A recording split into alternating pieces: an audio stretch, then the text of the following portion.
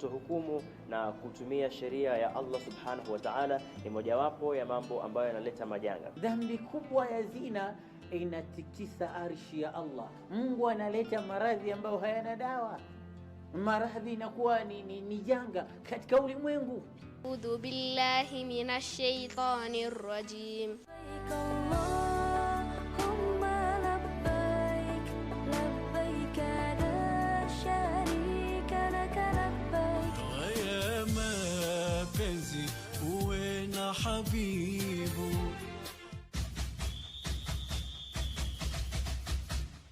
It is an all-Egyptian affair and a first for CAF as two home teams face each other in the final of the 2020 CAF Champions League. Al Ahly will be all out to maintain their dominance in the elite African clubs competition against their arch rivals Zamalek, who are raring for a fight to the death. You cannot afford to miss this thriller on the 27th of November only on your true sports partner, KBC Channel 1 from 10 p.m. We have a lot in store for you. Be on the lookout. This weekend on KBC Channel 1. Kinyanjui, what are you doing? What does it look like I am doing? Atito, I have never been this petty. This is what is called business. Those are expensive gadgets. Sick. Talk of selfish. I thought mothers were supposed to be taking care of their children and kids. Until when they get old, then you become a mom. But I am not old enough. I don't want to be a mom. How can I be a mommy to my mommy and a mommy to my brother? Mr. Tisha, did we offend you? Why would you think that, This is not the time for stories, Kinyanjui. This is so boring. Common law.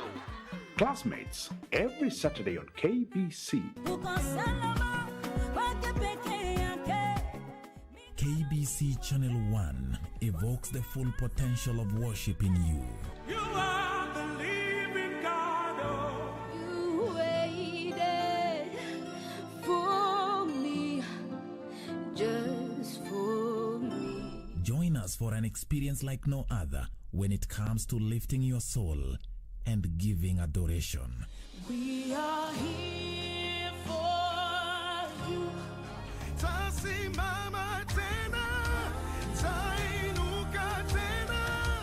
Worship experience.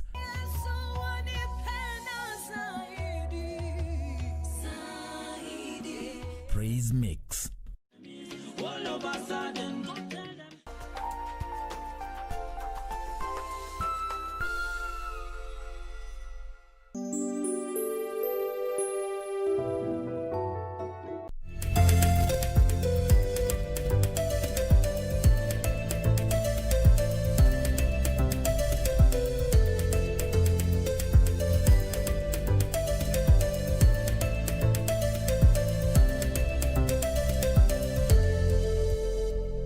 Hello, good morning. Thank you so much for joining us. Karibu sana to the program.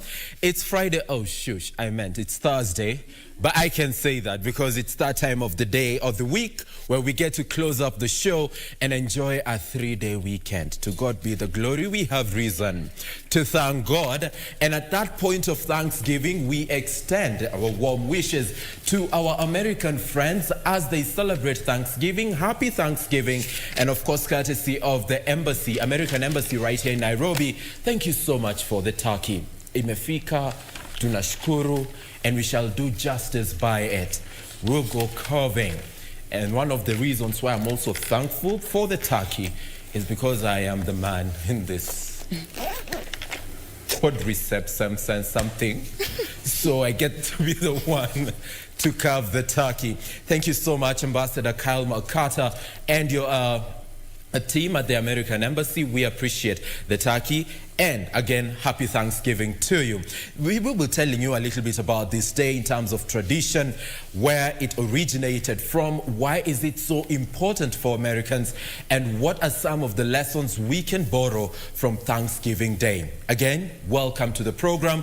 Asanteni sana kwa kuja. Thanks for coming. My name is Samuel Njoroge. Once is never enough. Nah, it's never enough. He's used to saying his name like twice, 3 times. It's like, 4 times. Say my name. If no one is around you. Hey. tuachie hapo. Say baby I love you. No.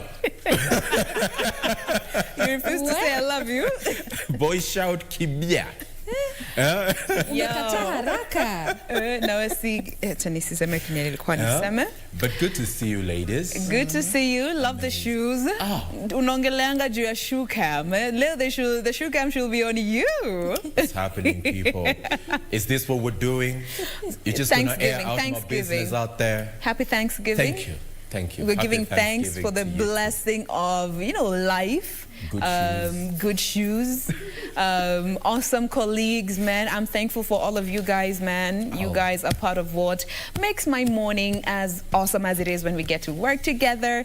So, part of Thanksgiving traditions, just going around the table and, giving a reason as to why you are thankful for that day and just the year generally. So, we will try and exercise that. But in the meantime, how you guys doing? Karibuni sana to the program. My name is Jane Wamboy. Thoroughly glad that you chose to start your morning with us right here on KBC Channel 1. Indeed, it's a very good morning. Thursday is our new Friday. That's why we're saying, well, it's the end of the week. And most precisely, it's the end of the year. Jumanji Season 1, Episode 11 is almost coming to an end. 2020 is Jumanji, given what is happening. Just some news that took the world by storm is that we have lost Diego Maradona. Soccer fans, every time you remember when he lifted that cup the first time for Argentina in the World Cup, the guy died at the age of 90. After suffering a heart attack 2 weeks after he was, he left the hospital. He had gone there for some surgery or medical checkup there. He was released 2 weeks, and now Diego Maradona is dead at the age of 60. May his soul continue resting in peace. Talking about Thanksgiving, there is a man in Kapsabet who is thanking God for the gift of life. This man apparently collapsed in Kapsabet and spent 3 hours in the morgue. Wow. Only to come back to life, setting the Kapsabet hospital in a frenzy and panic as people left the hospital. We need also to talk about, taboos and African culture and traditions. People left. They actually thought they were seeing a ghost. Satan! But the 32-year-old is alive. Talk about Thanksgiving and giving God thanks for the gift of life. That and so much more, including on that the first Wanjiku, who actually Emily Wanjiku was the first citizen to append her signature during the BBI signature collection that was launched by President Uhuru Kenyatta yesterday. When all eyes were focused on KICC, it was, you could not miss the fact that the Deputy President William Ruto was not present. And he says this morning he wasn't invited. That and so much more will be coming up in not too long in the headlines. Glad to have you on board on Good Morning Kenya. I'm Regina Manyara. Well, and keeping up with the spirit of Thanksgiving, there's clearly a lot, to thank God for, given the fact that we say that 2020 is that year that has shown us a lot of things. So if we are alive today, there's clearly a lot to give thanks for. Now, away from that, on the roads this morning, we'll be focusing on the traffic flow, specifically along Juja Road, given the fact that in 2016, there were protests along that specific route because of how bad that road was looking like in terms of potholes. It was impassable, but at least it has, benefited from this project that we keep mentioning all the time. This is in regards to recarpeting of that specific road that happened in late 2016, early 2017. So this morning, we'll look at the traffic flow there and try to see if at all that has impacted positively in terms of reduction of traffic flow, because that is why it was being recarpeted. In addition to that, being Entertainment Thursday, will be speaking to two artists, one a gospel artist, the other one a secular artist, beginning just to understand their journey and in music, how they've managed at least to keep on top of their game during this COVID-19 time, and also their future projects. Many thanks for making time. My name is Doreen Arange.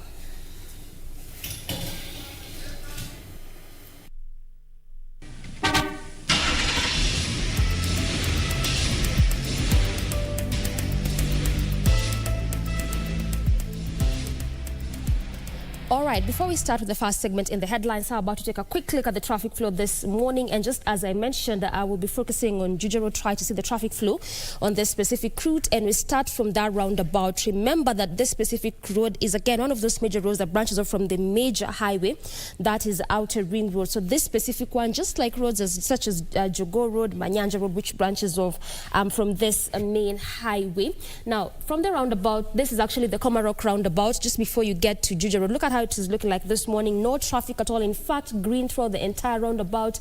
And where actually it's really smooth, completely smooth, no traffic at all, is actually as you leave the roundabout, heading to the other side of Thika Super Highway, and also coming all the way from Mombasa Road before you get to this specific roundabout. Also before you get to branch off branch off to Juja Road. So just where there's a bit of traffic is actually as you leave Outer Ring Super Highway, just before you branch off to Juja Road. So that's just where traffic begins to slightly build up.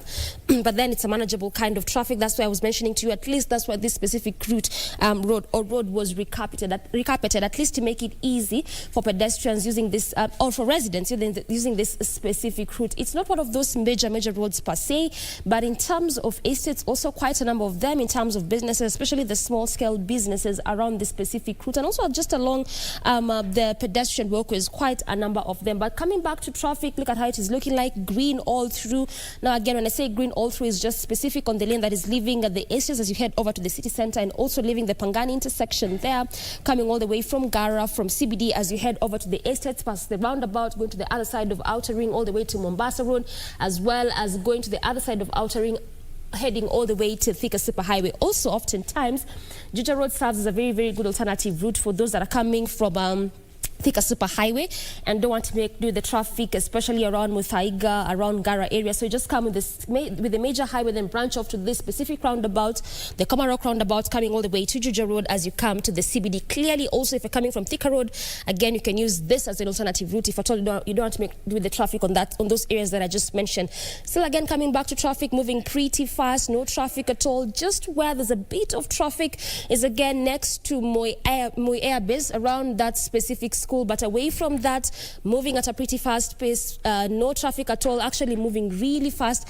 And the beauty is, this morning is that this is actually on both lanes, where we're just seeing the green all through. Again, also what that means is that we don't really have to look for any alternative routes, at least as of now, because clearly what you're just spotting on this specific route is clear ways, no traffic at all, just on specific parts where traffic begins to slightly build up, and also in some areas where it's moving at a really slow pace. But the major part, especially just from the roundabout, coming all the way with Juja Road, as you head over to the city center, the major part of this specific road, as of now, it is just green all through, meaning there's no traffic at all on that specific route. And also, as I mentioned, we don't have to look for any alternative routes, but as of now, but probably as we continue looking at the different, in other traffic link-up segments, probably we'll be trying to look at those alternative routes. If at all, we'll be seeing heavy kind of gridlock. But as of now, this is how it's looking like in terms of traffic along Juja Road.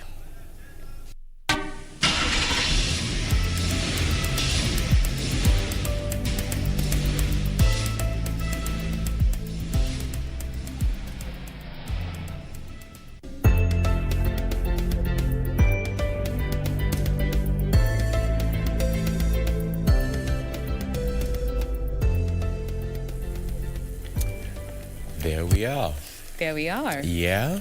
And at least today you can see we all have cups. For those of you who accuse me of being choyos, kunywi tu peke yangu, tuko wengi. Cheers. And we also have the newspapers with us. Yes. And we need to review the dailies and what exactly is happening as far as the front pages of the particular dailies are concerned. It will be an hour for this exercise, and then, naeza enda ikafunge nyama. But before then, the headline with a Star this morning, fresh BBI changes, and it talks about Raila being caught off guard, or did he? That is something that we shall be giving you details on pages 4 to 5 of the Star this morning. Absent Ruto tweeted that signatures launch did not close the door to consensus building. But pundits argue, what exactly do we need in as far as the BBI is concerned? Do we need consensus or concurrence? These are some of the matters that we shall be probing in the course of time, even as the signature collection drive is now official and it's being rolled out across the country. Also pictured on the front page of the Star is the president, that is Uhuru Kenyatta, together with the handshake partner, that is Raila Odinga, appending their signatures to this particular process, officially launching the collection of signatures across the country. The target is 4 million, but those who are backing the BBI are quite positive that as soon as 3 or 4 days into the exercise, they will have collected at least 2 to 3 million of the expected 4 million. Now, some of the alterations that have been made to this document is something that I will be letting you know, as it has been covered on pages 4 to 5 of the Star today. Now, also highlighted on the front page, the president yesterday did give a directive to the Directorate of Criminal Investigation, telling them, I will not allow you to revisit the 2007-2008 post-election violence. That story is on page 6 of the Star today. New HIV infections drop by 38%. But Kenya misses the target. And why is this report important at such a time as now? Remember, Tuesday next week will be December 1st, and as it has been tradition, it will be the World AIDS Day. So any conversation around HIV and AIDS is definitely welcome at this particular time, and this story, you will find it on page 10 of the Star today. Now, in terms of compensation, you remember that woman who was unfairly sacked? Yeah, the blind woman who was unfairly sacked and is yet to be paid her compensation of 300,000 Kenya shillings. I'll be giving you the details on pages 30 to 31 of the Star today. The big read, however, is all about the little-known Pokot Church where Raila and DP Ruto sought blessings. I will be telling you about this church that is hosted by West Pokot County. And in as far as the opinion piece is concerned, with the Star, we've got Wycliffe Muga talking about we can still learn a lot from the U.S. democracy. Page 20 of the Star has that for you. Again, good morning in case you're just joining us. They just caught us reviewing the headlines today, right, ladies? Absolutely. Let's now get to the front page of the Daily Nation. A quick look at how it is looking like this morning. There it is for you at the top right there. Hand of God. Maradona died at 60 years. And of course, so much has been, tribute have been streaming in on social media. More so here, the entire spread of page 54 and 55 contains the tributes that have been coming in for the late football legend Maradona, who inspired a generation of footballers around the world in his heyday before drug abuse dimmed his star in retirement. That is the top of the Daily Nation this morning. Looking at the main story right there, game on. MCAs will be eligible to join county executives on the top of ward development funds. And now the sweet deals that are being dangled. A bag of goodies for the political class, revised proposals on the police and electoral commission, fatter budgetary allocations to the counties, and 20 more constituencies for the vast Rift Valley. President Kenyatta and ODM leader are said to be on a wooing spree for the BBI. But is everything still going as well as it seems? Big question right there. On the far left of this daily this morning, on top of their issues to do with crime, as a love triangle situation went sour involving a man, his wife, and a police officer, and you can only guess who got to suffer the harsh end of that particular love triangle. Still keeping up with issues to do with crime, there's this story here of a mother who is on the run. The authorities are out looking for her after she chopped off her son's genitals. Yes, her boy is said to be a year old. That aside, food and fuel prices to rise as Yetane's tax breaks come to an end. And of course, Uhuru's fury, Kinoti under fire for reviving the PEV cases. All that and so much more we'll be getting into as we proceed on with this segment in the headlines. It seems that all the scribes were reading from the same scripts just like they did yesterday on the front page of the Star. We start off with matters over sports there. hand of God takes the king. Now, final whistle. This is the legendary Diego Maradona, the controversial, genius there. You remember, it all started in 1977, where he debuted in a game against Argentina against Hungary. Then in 1991, he actually had to take a 15-month ban after testing positive for drugs. 1982, he joins Napoli, and after a 2-year spell with Barcelona. And in 1994, he played the 4th World Cup, but was ejected for testing positive for drugs. Now, in 1986, and there's a reason why 1986 is a beautiful year. Big up to everyone else who, shares this year as a birthday year. Well, Argentina won the World Cup in 1986, courtesy of Diego Maradona. Well, we'll be giving you details in regard to his life, the legend's life, in this bulletin. And also, I know our sports desk are going to be working on a tribute to just make you understand, especially the millennials who never got to interact with awesome football, that was delivered by none other than Diego Maradona. And there were so many T-shirts and shirts there in his honor. Also on the front page of the Standard this morning is Let the People Decide. This coming in the backdrop of the collection of signatures that was, launched by President Uhuru Kenyatta and ODM leader Raila Odinga. Now, so much was said by the president, and what took center stage, according to page 3 of the Standard, is that think before you talk. Now Uhuru tells Kinoti, and it has also found itself on the front page of the Standard, while Deputy President is quoted saying, I was not invited to the BBI signature launch, Now to a human interest story, yes, seen from a horror movie, is a man who woke up in the mortuary. This is a lucky escape. That's what the scribe has decided to give it as a kicker there. Peter Keegan, 32, was presumed dead and taken to the morgue on Tuesday night. And as mortuary attendants began embalming him, he started back to life. How about that? I think that's the process that, rejuvenated the heart. He probably had a very slow pulse, because there's no way your heart can stop beating for 3 hours. Well, we'll be giving you details of that, Jen, because how the incident unfolded is that at 4 p.m., the patient collapsed at his home in Bureti constituency on Tuesday evening. 5:30 p.m., he arrives at the casualty department in Kapket Sub-County Hospital. 7:30 p.m., his brother returns to the casualty from the registry, and clinical officer informs him his kin died long before arriving at the hospital and that the body had been moved to the mortuary. 4 p.m., we're talking about 7:30 p.m. Then at 10:30 p.m., 2 hours later, a mortician notices movements and summons clinical officers who resuscitate him. Yeah? Hapo ndo unaanzanga maombi Satan. Waking up in a morgue? Jesus. No. Can you imagine the mortician's shock? These things happen. I mean, movies have prepared us. Ujipate, gather your dignity back.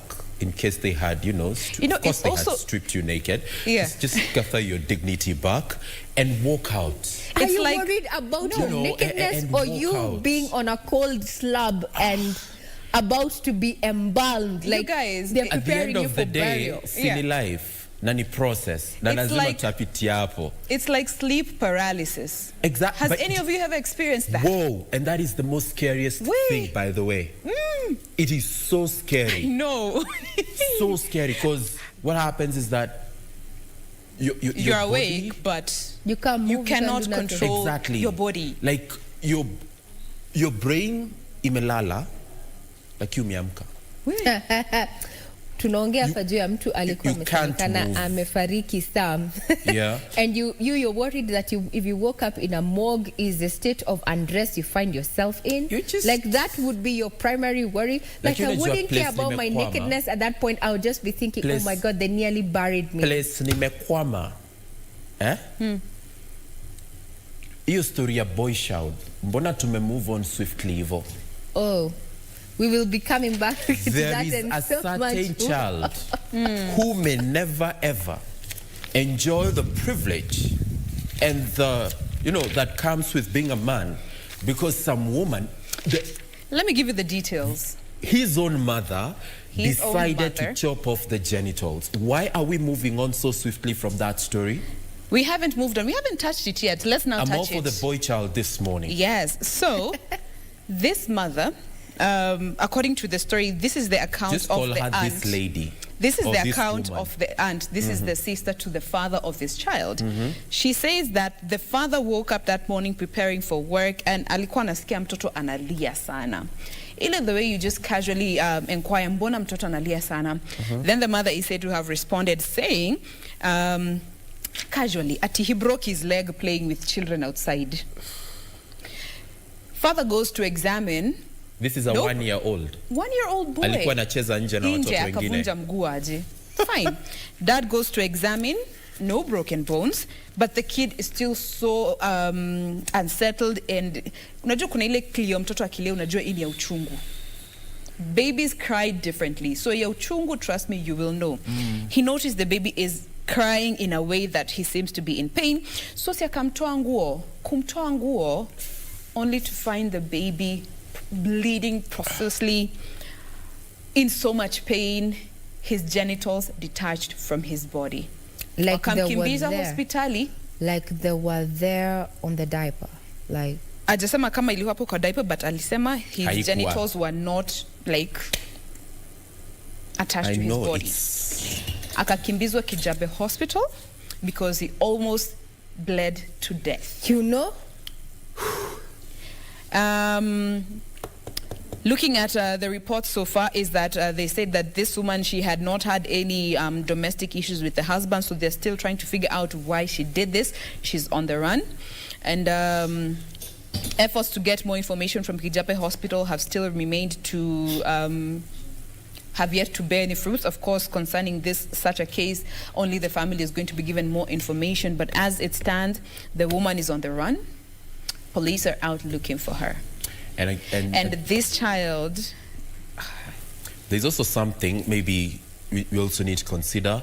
I'm thinking like of my baby boy. No, in cases like this, by the way, we are not entitled to the information. Yes. Because at times the way we seek information is from a point of entitlement. And curiosity. Niambie, akuliendaje, in the interest of having a scoop. But remember, the quality of life for this child has been adversely affected. And they have an older child. Exactly, they had two children. You do not want as a parent, ati mtoto wako anajulikana kama mwenye ali. You understand, as they grow up, that can be very traumatizing, it can be very stigmatizing. So at such a point, it's only fair that we give space and room to the family to figure this out. Yeah, you may say you have a right to seek information, but also remember they reserve the right to give it to you. So let's also, sort of protect the space for this family, because my heart goes out to that boy. My heart goes out to that child whose life now has been adversely affected because of this. You can imagine the quality of life given when he gets to that age where he's interacting with other young boys and he starts asking questions. Why am I different? Exactly. It could be very stigmatizing and very traumatizing. Stories like this, it was also actually one of the blog sites. I came across this story yesterday. Yeah. Yesterday, that particular blog was saying it was a 7-month-old baby. But this particular daily says it is a year-old boy. And you can imagine by the time he starts going to school, I pray to God that this boy recovers and survives this ordeal. But you can only imagine the quality of life he's going to be living with, the questions. And once he gets to find out who did this to him. I want to be a little bit positive in the fact that, what we're told about children recover when we least expect that they can recover from such trauma. And I believe we have made strides within the medical sector that the organs can be reattached. We've heard of appendages being reattached. I hope he can go through surgery and, regain some sense of normalcy as far as his body functions are concerned. Secondly, this comes at a time when we are marking 16 days of activism against child violence meted on children. On children. Yeah. And the way things are going, from my perspective, is that I think the family is under attack and they're focusing on children, because from matters of orgies where children, anyone who's under 18, as far as I'm concerned, is a child, whether he's a teenager or not. That is where we're going. And now we're having parents, decapitation. Because for me, that is decapitation. Yeah? Of your... I can't in light with what you're saying, Regina, there's actually, they continue to give an example of another Chinese lady back in 2018 who also chopped off her son's genitals to get back at the husband's family. Fortunately, the husband's family paid for a reconstruction operation, and they said he would be able to live a full life moving forward. But why are we doing this to children? Jesus Christ. Ladies, you remember when we spoke about these house parties and that story that was trending online? As we prepare for commercial break. And I said there's a problem with parenting and parents in this country. Not just this country, but the world over. The world over. There's something wrong. Even as we take this break. Yes, please. Please. We'll be back. In a moment. Montage.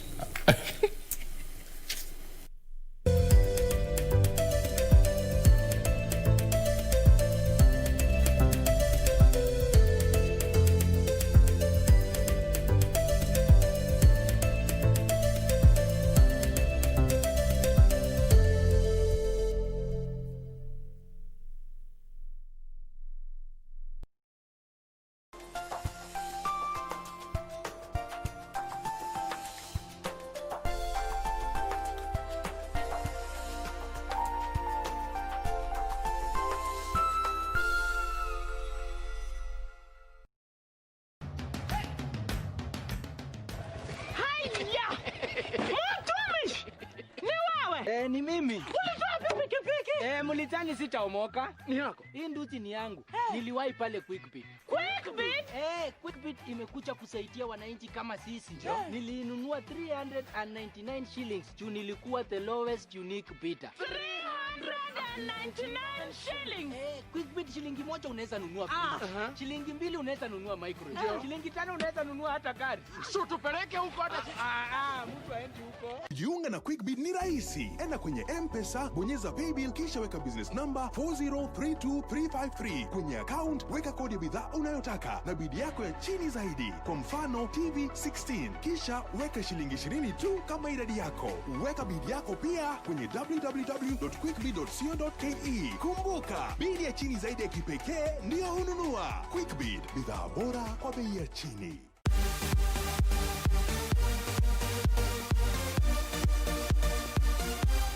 They showed their might in the inaugural FIBA African in Mali with the silverware. They are ready to make it even better in the FIBA AfroBasket 2021 qualifiers in Rwanda. Let's rally behind the Kenya Morans as they take on the opposition from Angola, Senegal and Mozambique from 25th to 27th of November on your true sports partner KBC Channel 1 in their quest for success. This is just the beginning. Save the dates for the best. Tonight on KBC Channel 1.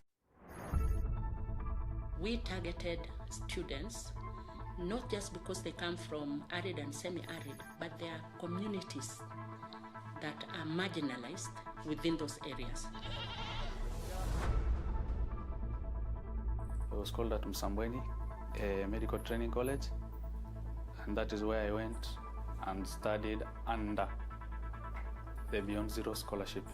I was recruited under the Universal Health Coverage Program as a community health nurse. I'm happy that the county governments where these students are drawn from have taken it very positive to ensure that they employ them. I continue to invest in training and skills building of community nurses and health workers by expanding the number of Beyond Zero scholarships from 100 to 200 in the next year.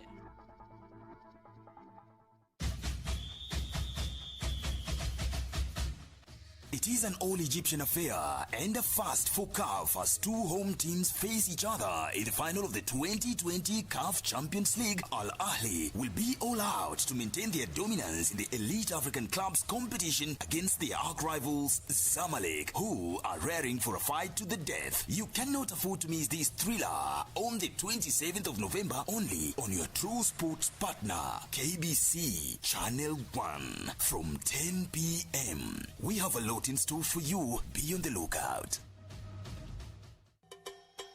Two lionesses struggle to cohabit. Because I'm not going to stand here and be compared to some... Hey, Nancy, don't try me.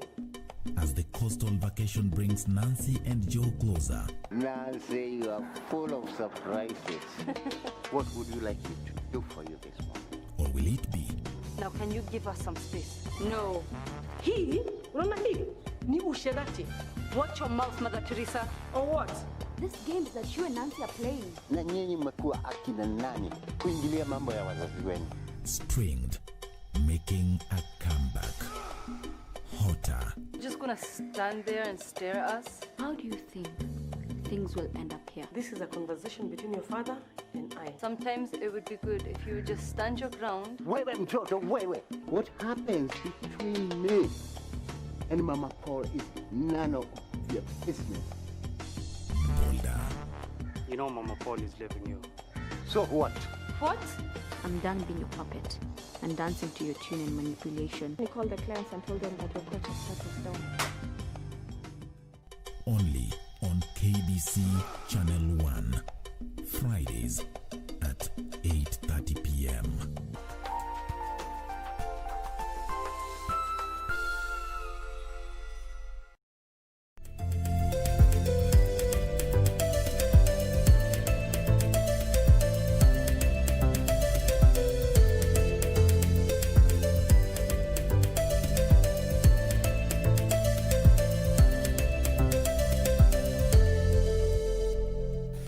Welcome back. Thank you for staying with us. If you are just joining us, Karibu Tena Sana. My name is Jade Mamboy, and this is Good Morning Kenya, the best way to start your morning. Do let us know where you're watching us from this morning using the hashtag Good Morning Kenya on Twitter.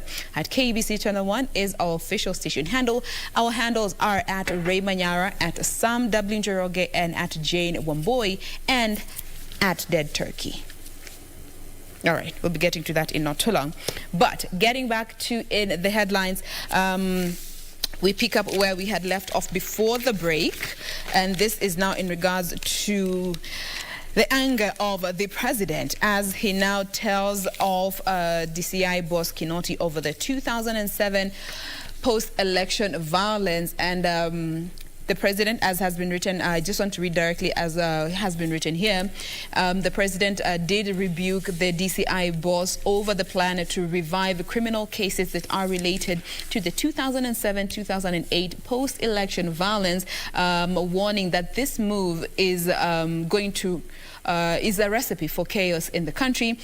He said that the DCI boss, George Kinoti, with his efforts to revive these cases, is going to reopen wounds of the darkest periods in Kenya's politics. And in his own words, he said that those who are trying to open up the graves must be warned. Why? What they are doing is not a joke. He further on went to say that this was what he said this when the official launch of the signature collections for the referendum.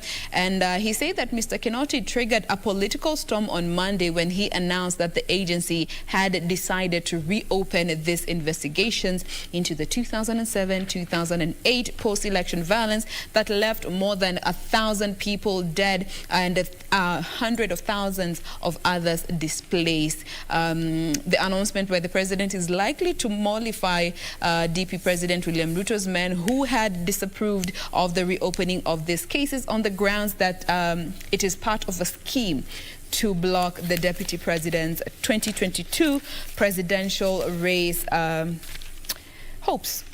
Sam. Where was that? Tufungue cases that 207. Well, I have my own personal view in as far as that story is concerned. But you see, our position as on-air personalities is the fact that we should not let our personal views interfere with how the public is consuming information. Objectivity. However, I'm just struggling to understand.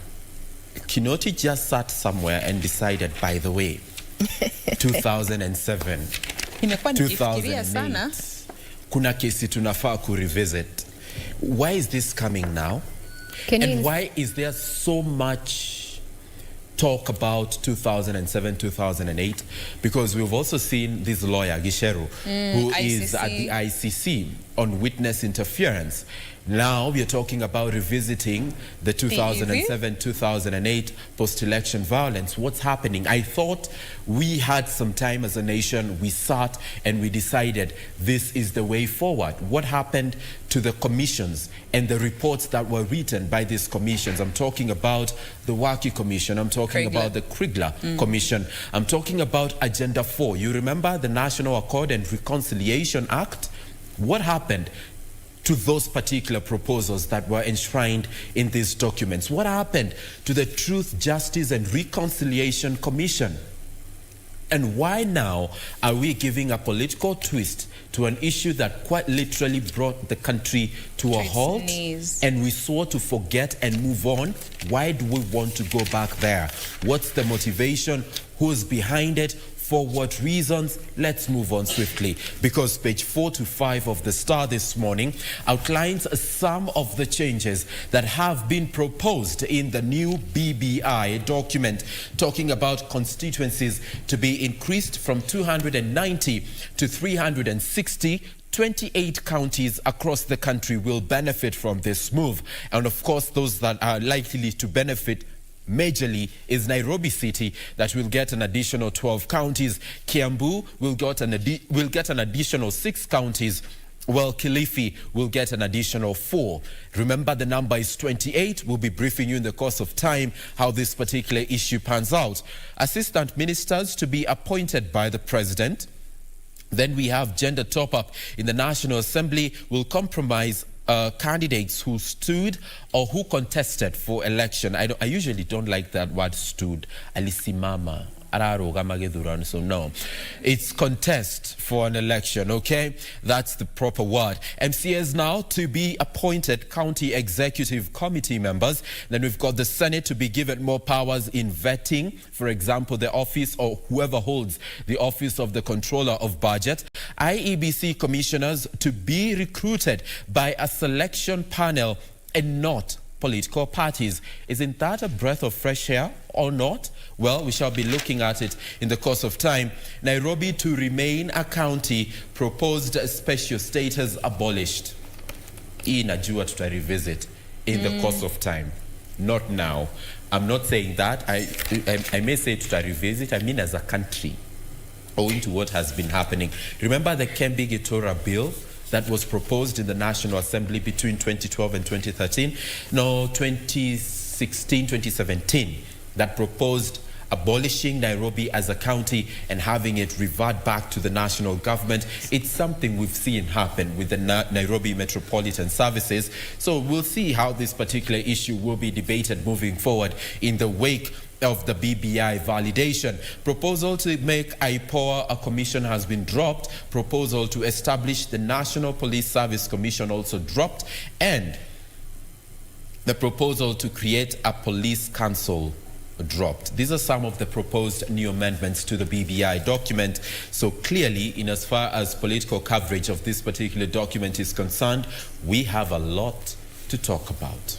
Now, let me show you the money in as far as the BBI proposals are concerned. Now, 634 MPs is what we are looking at the National Assembly, if indeed the BBI proposal sails through. That is up from the 416 today. What does this translate in terms of cost? Now, the bloated parliament is to cost taxpayers, wait for it, 20 billion shillings. You've heard that right. Yes, 20 billion shillings. Well, as you think about that, I'd want to look at, some of the reactions that have come after that particular speech by President Uhuru Kenyatta. And according to the NCIC chairman, Reverend Samuel Kobia, he said that the victims agreed that what they went through was painful and they have healed and forgiven each other, and there is no need to go back there again. Have we forgiven each other? Have we forgotten? Let's have a recap and a listening into exactly what the president said so that we do not quote him out of context. Here's a report by Ben Chumba. Criminal Investigations George Kinoti to conduct investigation on matters related to the 2007-2008 post-election violence received condemnation from the head of state. At the launch of the BBI signature collection, the president hit out at the DCI, saying he will not accept the move to revisit old cases as it amounts to reopening of old wounds. Wale ambao wanajaribu kuchimbua makaburi, nilisoma kwa gazeti juzi, wasifikiri wanacheza. Mimi siwezi kukubaliana na mambo kama haya. Tumetoka huko na mambo haya tumezika katika kaburi ya sahau. The president maintained that issues that affected the country in the past will be resolved through constitutional and legal avenues for the sake of unity of the country. You must always think before you do something. Sisi hatutaki vita katika taifa letu la Kenya. Sisi wengine wetu tunajua maana ya amani. Na sisi tunataka kurekebisha zile shida na turekebishe kwa njia ya kikatiba, kwa njia ya kisheria. Ndio Kenya isonge mbele na Wakenya wawe kitu kimoja. Kinoti sentiments kicked up controversy and political pressure, forcing him on Tuesday to beat a hasty retreat, saying he was only expressing fears from some concerned Kenyans. Ben Chumba, reporting for Channel 1 News. According to that particular proposal, if the BBI sails through, signatures began yesterday, and some have been shared on social media, and I don't know if they're going to account for, legit signatures. People, they're drawing animals and such, bringing us to a time when, ODM was appealing the presidential results then. So much going on, especially with this collection of signatures. We saw the Okot process going. Funguza Mizigo did not sail through. People were writing all manner of things in as far as the signatures are concerned. Well, we will also be keeping tabs on that. And now, if the BBI goes through, is that the police chief and DCI are to wield more power. Yes, we'll be keenly focusing on that following what happened yesterday there with President Uhuru Kenyatta. Think before you talk. That's what he said to Kinoti there. Now, crossing over to matters of COVID-19, is that this COVID-19 issue is still raging on. Counties, some of them appear underprepared. The medical fraternity has come out strongly and said that doctors are not contracting COVID in bars, rather than they're not having the safety equipment as they should. And this is why some nurses, even on ground, are going on strike because they do not have the PPEs there. There's a report to give us more details in regard to what is happening as far as the COVID-19 status in the country is concerned. The COVID-19 trajectory in the country continues disturbing, with Kenya recording 810 new cases in the last 24 hours. The new cases, according to a statement from the Ministry of Health, are from 7,387 samples tested in the same period. So far, the country has managed to test 855,403 samples, and 79,322 have turned out positive as of day 255 since the first case was reported. Nairobi leads in the number of new COVID-19 cases, having recorded 252 cases. Mombasa has 77, Nakuru 38, Uasin Gishu 36, and Siaya 34, among others. The government also announced 265 recoveries in the same period, with 210 patients from the home-based care program, while 55 were discharged from various hospitals. This brings the total recoveries in the country to 52,974. Sadly, 8 more patients succumbed to the disease, bringing cumulative fatalities to 1,417. Currently, there are 1,198 patients admitted in various health facilities countrywide, while 7,196 are on home-based isolation. The government also says that 49 patients are in the intensive care unit, 31 of whom are on ventilator support and 14 on supplemental oxygen. 91 patients are currently admitted in general wards, while 15 are in the high dependency unit. Wycliffe Okech, Channel 1 News. Yes, so let's move on to other stories covered by the Star today. Remember how agitated we would be at some point because we would get a weather report and then it turns out not to be true? Well, the public now has 2 weeks to debate and participate on a piece of legislation that is supposed to criminalize false weather information. And the Ministry of Environment and Forestry will virtually hold a national validation workshop for the proposed law on December 15th. And this policy, which they are calling the Meteorology Policy and Bill, was initially published in May last year, but has been revised to accommodate new views. Now, it seeks to turn the Meteorological Department into an independent authority headed by a Director General and funded directly from the Treasury. So in any case, or in the event you tweet or you relay information that has not come from the weatherman, then you could actually spend up to 10 years in jail. But you know what? The weatherman now tells us to prepare for quite literally a wet weekend, because there will be heavy rainfall beginning today, actually, in some parts in northeastern Kenya, which will spread into the coast and central regions towards the weekend. The intensity is likely to reduce come Monday next week, and that story has been highlighted on page 11 of the Star, also cautioning Kenyans against a possibility of a drought sometime next year, because we are currently going through a period called La Nina, and it is likely to get into its peak by March, April, May next year, and we could witness a lot of effects courtesy of this. And the World Meteorological Organization has joined their counterparts right here in the country, that is our Meteorological Department, to pass this information over to you.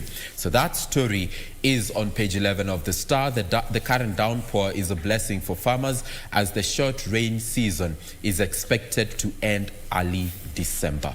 All right, so let's make the most out of it. But in the meantime, expect quite a wet weekend. All right. Now, moving from the expected wetness of the weekend, let us move on to some international news. And this is some sad but a reality check, and this is in regards to what Meghan Markle actually posted when she came out and talked of the miscarriage that she experienced a number of months back.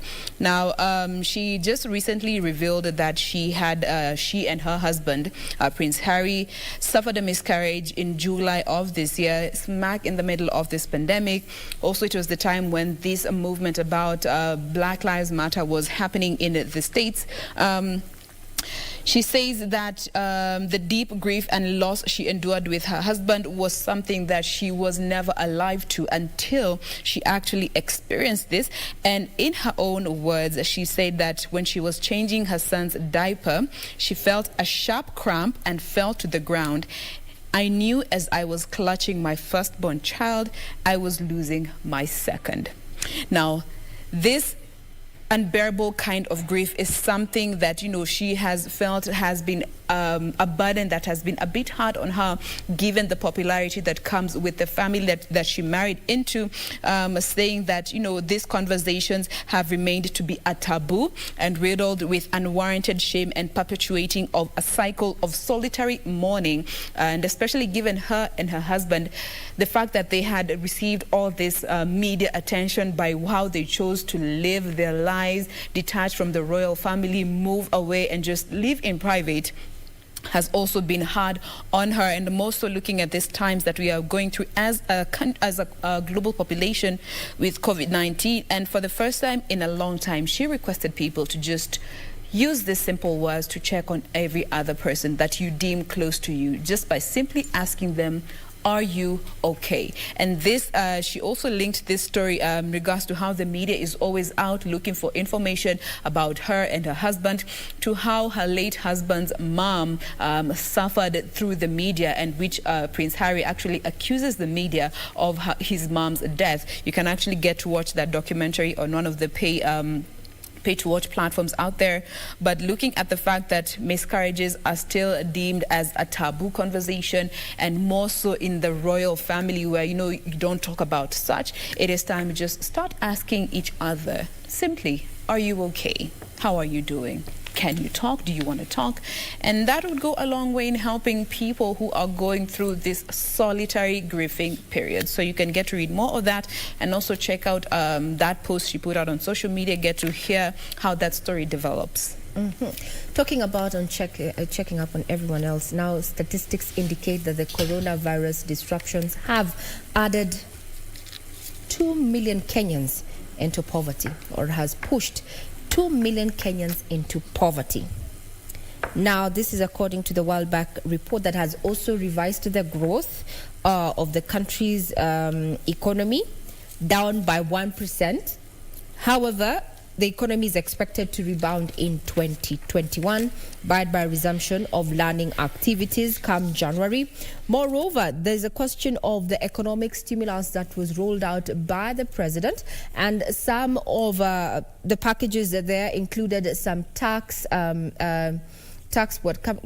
incentives of sorts. But now it seems that the way it's going, with the pressure by the National Treasury to, you know, have funds to support development, as per a report prepared here by our business desk, is that Ukuri Etani says, you know, the revision in terms of payee, as well as, you know, conversations, especially people who had loans with the banks, now those ones have to come to a stop so that the country can recover post-COVID-19. Here are the full details in that particular report. Coronavirus has ravaged most economies. That has seen some economies going into recession, while others are registering growth but at very low rates. Initially, the National Treasury had projected a 6% economic growth this year for Kenya. That was revised down to at least 2.5% after COVID-19 struck. But this has changed based on the prolonged impact of COVID-19. In this respect, economic growth for 2020 is projected at 0.6% in 2020 and 6.4% in 2021. He expects the economy to rebound to 6.4% next year and register a growth rate above 6% over the next 5 years. The growth outlook will be supported by stable macroeconomic environment, ongoing investments in strategic priorities of the government under the Big Four agenda, turnaround in trade and as economies recover from COVID-19 pandemic, and expected favorable weather that will support agricultural output. Yatani made the remarks in Nairobi during the launch of the public hearing on 2021-2022 budget, which will be anchored on fiscal consolidation. And we are going to rein in on this, some of the notorious counties, at the same time state enterprises, because the expenditure we undertake, we do it on behalf of the public. This calls for reduction or reducing government expenditure, prudence in use of public resources, and expanding the tax base. We'll also want to reduce on the pace of implementation of some projects. Some projects that we can do now, others can postpone in the future until normalcy resumes in the economy. The government projects a 7.1% of the GDP budget deficit for the 2021-2022 financial year, of which 3.3% would be sourced from foreign borrowing that Parliament is cautioning. The burden of benefits of use of resources and public debt should be shared equitably between us and the future generation. We cannot afford to overburden the future generation. The situation is highly sustainable. It's sustainable enough. We've never defaulted, and we can't default because about the pride and the integrity, the dignity of our country. We have to pay what we owe other countries or creditors. The Treasury expects KRA to collect 16.2% of GDP in revenue for the next financial year.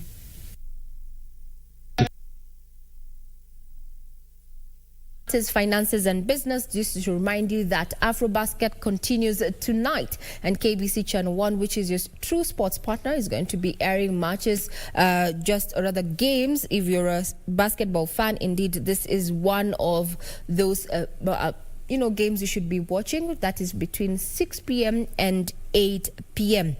This comes at a time when, the sporting fraternity is mourning the death of Diego Maradona. Maradona, the flawed genius who died at the age of 60 after suffering a heart attack. Remember, you can get details in what is happening both in the international world of sports as well on the local scene, all on our website, including what is happening in the political scene as well on our website, that is www.kbc.co.ke. As far as the headlines is concerned, we cap it at that. But we'll be following up on stories, especially what is happening within the corridors of justice, as well as what is happening at the National Treasury. Do keep it right here. We take a short break. When we return, we focus on matters, entertainment, as well as, getting to tell you the name of the turkey we have on set this morning.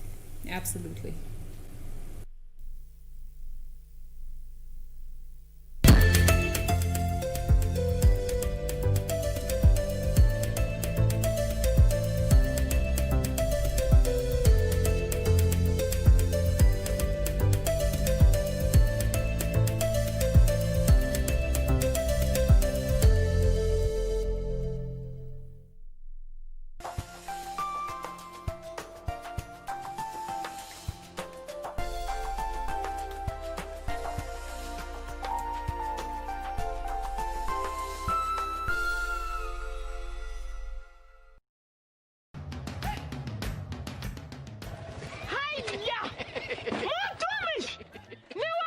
Ni mimi. Ulitoa pikipiki? Mlitani sitaomoka. Ni yako. Hii nduti ni yangu.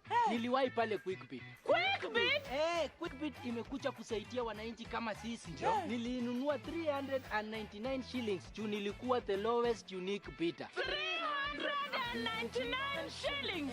Quickbit shilingi moja unaweza nunua pizza. Shilingi mbili unaweza nunua microwave. Shilingi tano unaweza nunua hata gari. So tupeleke huko hata mtu aende huko. Jiunga na Quickbit ni rahisi. Enda kwenye M-Pesa, bonyeza paybill kisha weka business number 4032353. Kwenye account weka kodi ya bidhaa unayotaka na bidi yako ya chini zaidi. Kwa mfano TV 16. Kisha weka shilingi 20 tu kama idadi yako.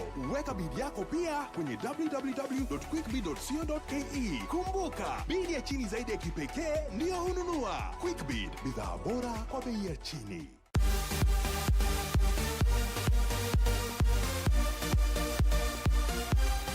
They showed their might in the inaugural FIBA African in Mali with the silverware.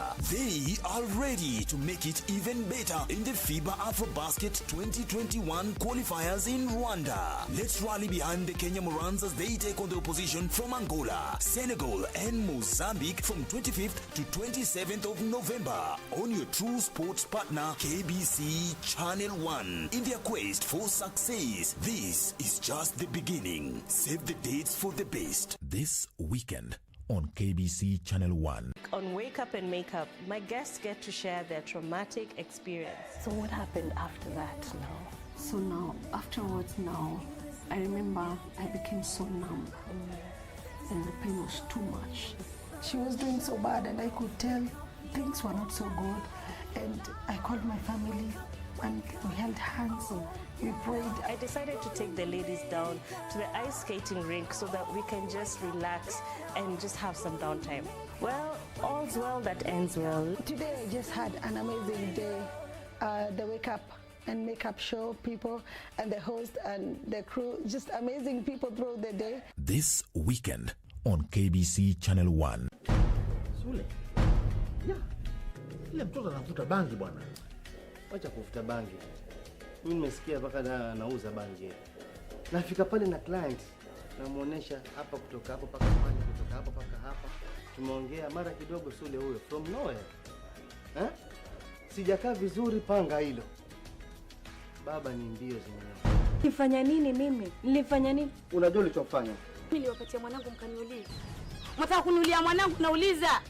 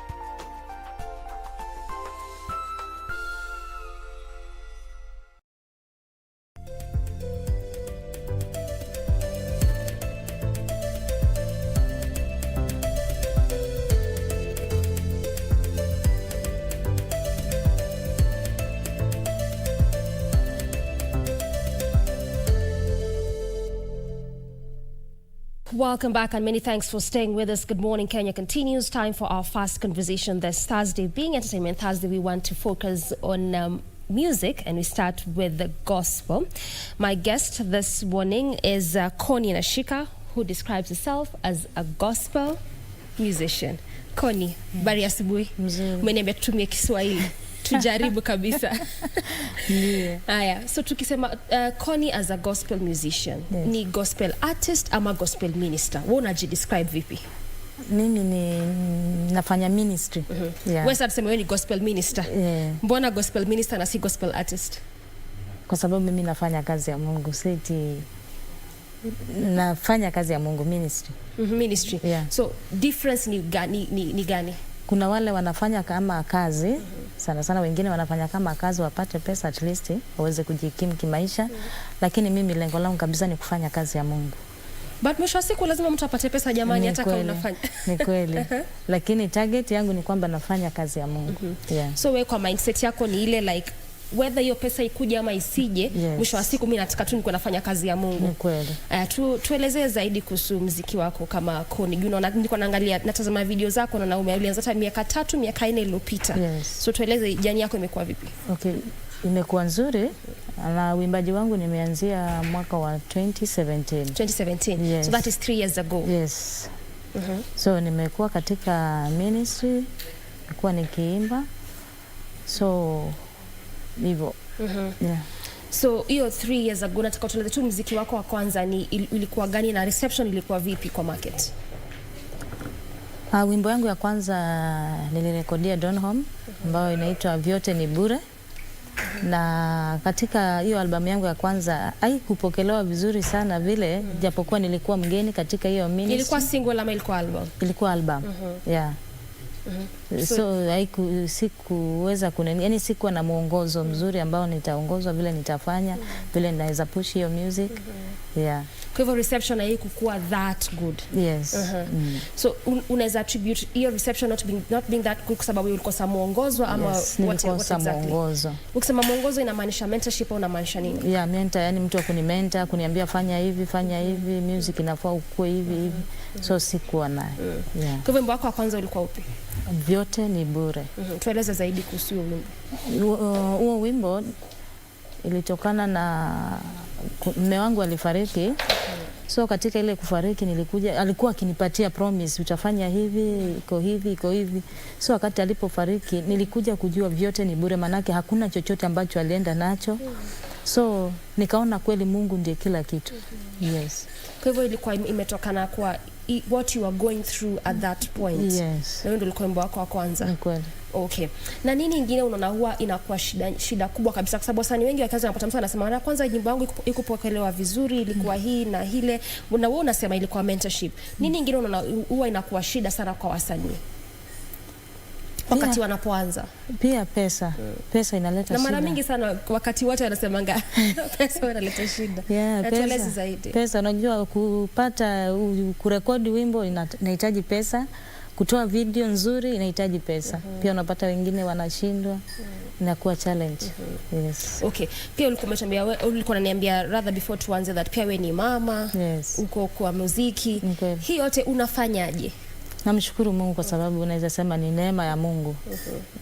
Kwa sababu kiwa uko na lengo, Mungu hawezi kosa kukufanikisha. Yes. Okay, na sasa your latest song which is ananena na wewe, si ndio? Yes. Na director atakuwa anatuchezea. Tuambie zaidi kuhusu huu wimbo. Nini kafanya ukakuja na huu wimbo? What was the inspiration? Okay, hii wimbo nilikuwa katika hali ya maombi nikiomba. Na nilikuwa naomba maombi yani kama nanungunika kwa Mungu. So nilipokuwa ninaomba nikaletewa hiyo maandiko ambayo iko kwenye Isaya 43. Nikasikia Mungu anazungumza na mimi akiniambia nisiogope. Hata kama nitapitia katika maji mengi, nisiogope. Ndio manake niliimba hiyo wimbo. Yes. Kwa hivyo ilikuwa mapito unapitia ule wakati kwa maombi pasi ndio ikakuletea huu wimbo. Yes. Na wewe kama gospel minister vile ambavyo unajiita, what is your greatest inspiration? Nini wewe inaku inspire? Katika music? Yes. In fact mimi napenda kuimba, yani ni kitu iko ndani yangu. Yeah. Ni kitu tu iko ndani yangu. Tuseme tangia nikiwa mtoto nilikuwa napenda kuimba. Nilikuwa naimba hapo Taveta, Timbila Catholic Church, nilikuwa naimba choir. So ni kitu iko ndani yangu. Yes. Kwa hivyo muziki ulianza tu kitambo. Nilianza kitambo. Only that recording ulianza 2017. Yes. Okay, na sawa wakati earlier on ulikuwa umeongea kuhusu issue na mentorship that haukupata pasi. So sasa hivi imekuwa 3 years on in music, uko na hiyo mentorship saizi? Nashukuru Mungu kwa sababu niko na yeye. Yeye ndiye ananidirect, na record video, ananidirect vizuri sana. So who's your mentor? Tony Touch. Tony Touch. Yes. Na wewe kama mwanamuziki kuna watu ambao una mentor wale upcoming, kwa sababu wewe si upcoming anymore. 3 years ni at least a good amount, a good time to be in an industry. Kwa sasa bado. Kwa sasa bado. Yes. Okay. Na pia kwa wanamuziki ambao wanachipuka, is that really the biggest challenge? Because mara mingi kwanza kwa sasa tukiongea about gospel music kama gospel industry, kuna ule mtazamo wa hatuko pale kama ilivyokuwepo pale kitambo. Yani hata muziki wanamuziki wakitoa muziki hakuna ile message per se. Mentorship is the biggest issue lacking in gospel musicians ama what exactly? Kwa upande wa waimbaji ambao wanaimbia Mungu, utapata wengine tuseme wanataka kuimba but hawana hiyo. Unapata mtu ameanza leo kesho ameacha kwa sababu hana hiyo kitu, haiko ndani yake. Na pia hata pesa inachangia wao kosa kuimba pia. Yes. Pesa inachangia mara, na umemention sana pesa mara nyingi, na pia the issue of mentorship. Now let's talk about as you create your content kama mwanamuziki. Process yako huwa vipi before utengeneze nyimbo, uandike nyimbo? How's your process like in terms of your content creation as a minister? Okay. Mimi mara mingi saa nyingine napata wimbo kupitia ndoto, naandika, au saa nyingine tu ukiweka beat naimba. So hivyo. Yeah.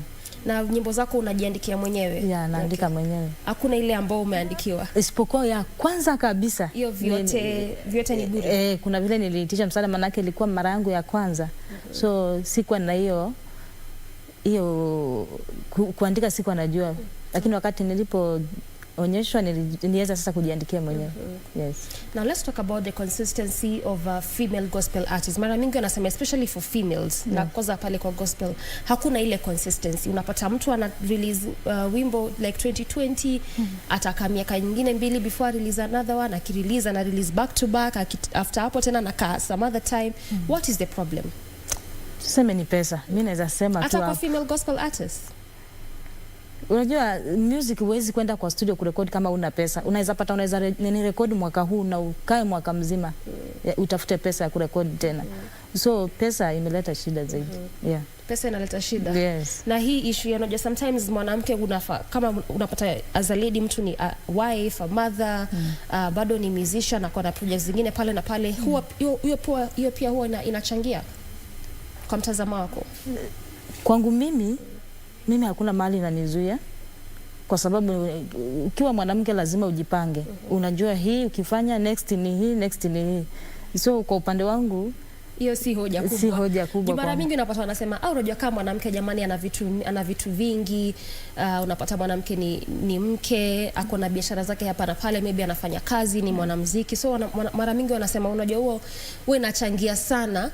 Utapata ndio maana atatoa wimbo huu mwaka, atakaa miaka 2. Sioni kama hiyo. Kama unakataa hiyo kabisa. Mimi hiyo nitakataa. Kwa sababu gani? Wewe mwanamke ndio anafaa kujipangilia vizuri. Unless uwe na mume mwenye labda hataki kukusaidia, labda hataki uimbe, vitu kama hizo. Lakini kama ni wewe mwenyewe na uko na hiyo uhuru, sioni kwamba inaweza kukuzuia usifanye hiyo kazi. Okay. So for you kama gospel minister, is it gospel all the way, ama tuna wakati mwingine utakuja umeruka umeenda pale kwa secular? Because sasa mara mingi tuna especially gospel artists ama ni ministers, whichever way, mtu ako pale kwenye gospel miaka 2 miaka 3, kidogo tumemwona enda ule upande mwingine.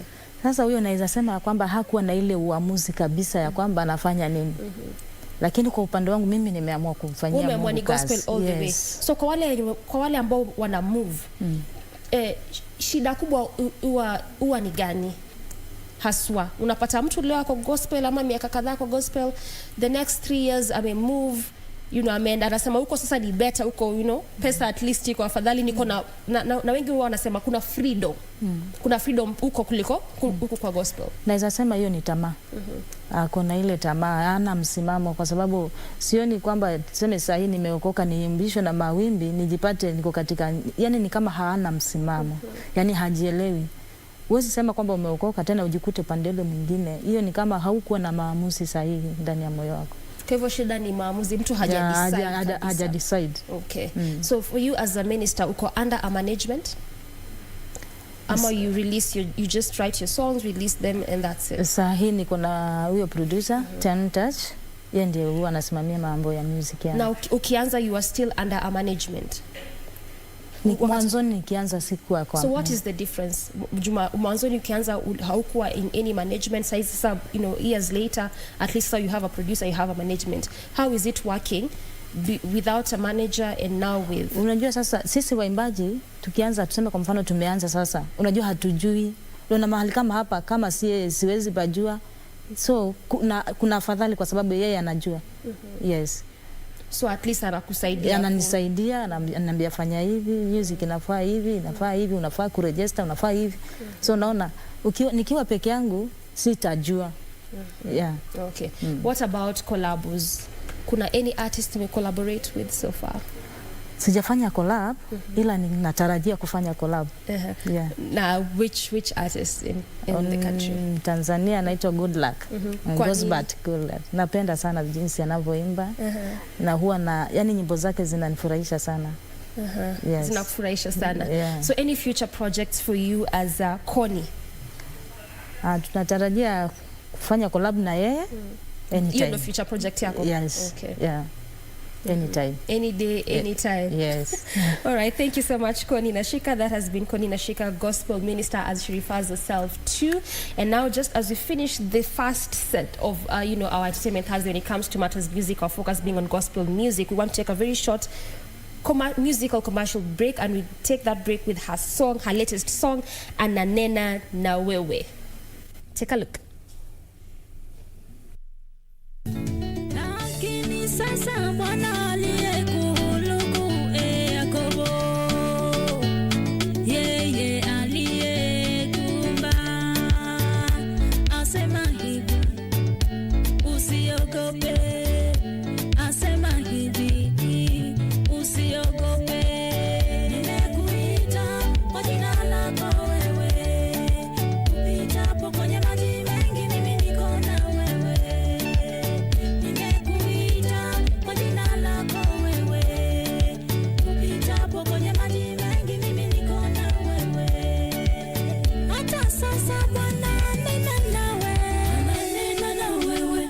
Leo hii nina nawe, kwenye maisha yako. Usiogope, usifadhaike. Bwana nina nawe, Bwana nina nawe. Misukosuko nayopitia, Bwana nina nawe. Na magumu unayopitia,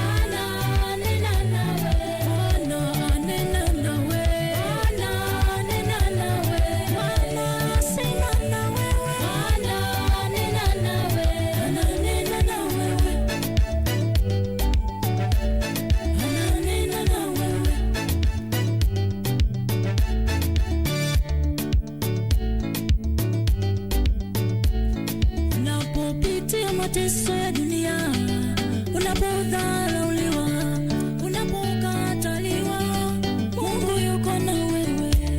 Haijalishi unapitia nini, Mungu yuko na wewe. Hata kama wamekutenga, Mungu yuko na wewe. Nimekuita kwa jina lako wewe, upitapo kwenye maji mengi mimi niko na wewe. Nimekuita kwa jina lako wewe, upitapo kwenye maji mengi mimi niko na wewe. Bwana nena nawe,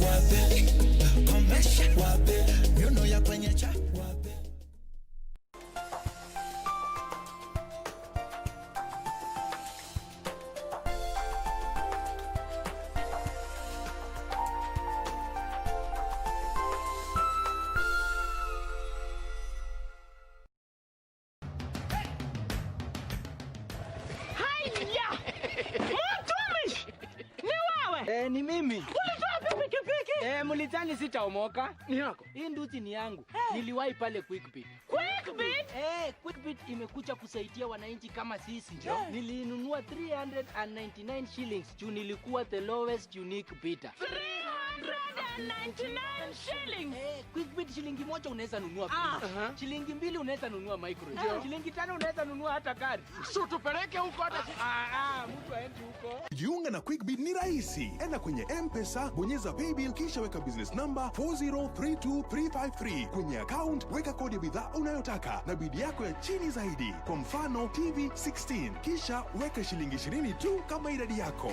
Weka bidi yako pia kwenye www.quickbit.co.ke. Kumbuka, bidi ya chini zaidi ya kipekee ndio ununua. Quickbit, bidhaa bora kwa bei ya chini. Tonight on KBC Channel 1. We targeted students not just because they come from arid and semi-arid, but there are communities that are marginalized within those areas. I was called at Msambweni, a medical training college, and that is where I went and studied under the Beyond Zero scholarship. I was recruited under the Universal Health Coverage Program as a community health nurse. I'm happy that the county governments where these students are drawn from have taken it very positive to ensure that they employ them. I continue to invest in training and skills building of community nurses and health workers by expanding the number of Beyond Zero scholarships from 100 to 200 in the next year.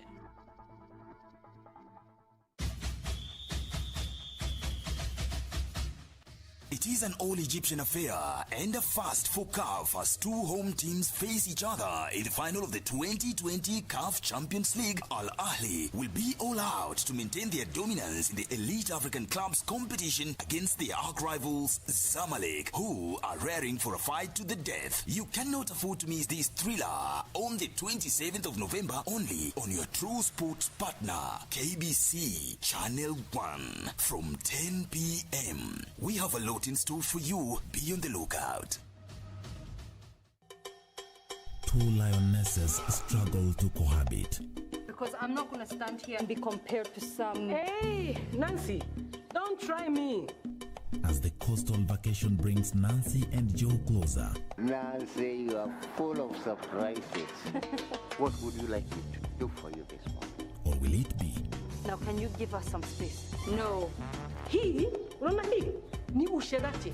Watch your mouth, Mother Teresa. Or what? This game that you and Nancy are playing. Na nyinyi mmekuwa akina nani kuingilia mambo ya wazazi wenu? Stringed, making a comeback. Hotter. Just gonna stand there and stare at us? How do you think things will end up here? This is a conversation between your father and I. Sometimes it would be good if you would just stand your ground. Wait, Mtoto, wait. What happens between me and Mama Paul is none of your business. Bolder. You know Mama Paul is leaving you. So what? What? I'm done being your puppet and dancing to your tune and manipulation. We called the clients and told them that the court has shut us down. Only on KBC Channel 1. Fridays at 8:30 p.m. This weekend on KBC Channel 1. On Wake Up and Make Up, my guests get to share their traumatic experience. So what happened after that now? So now, afterwards now, I remember I became so numb and the pain was too much. She was doing so bad and I could tell things were not so good. And I called my family and we held hands, we prayed. I decided to take the ladies down to the ice skating rink so that we can just relax and just have some downtime. Well, all's well that ends well. Today I just had an amazing day. The Wake Up and Makeup show people and the host and the crew, just amazing people throughout the day.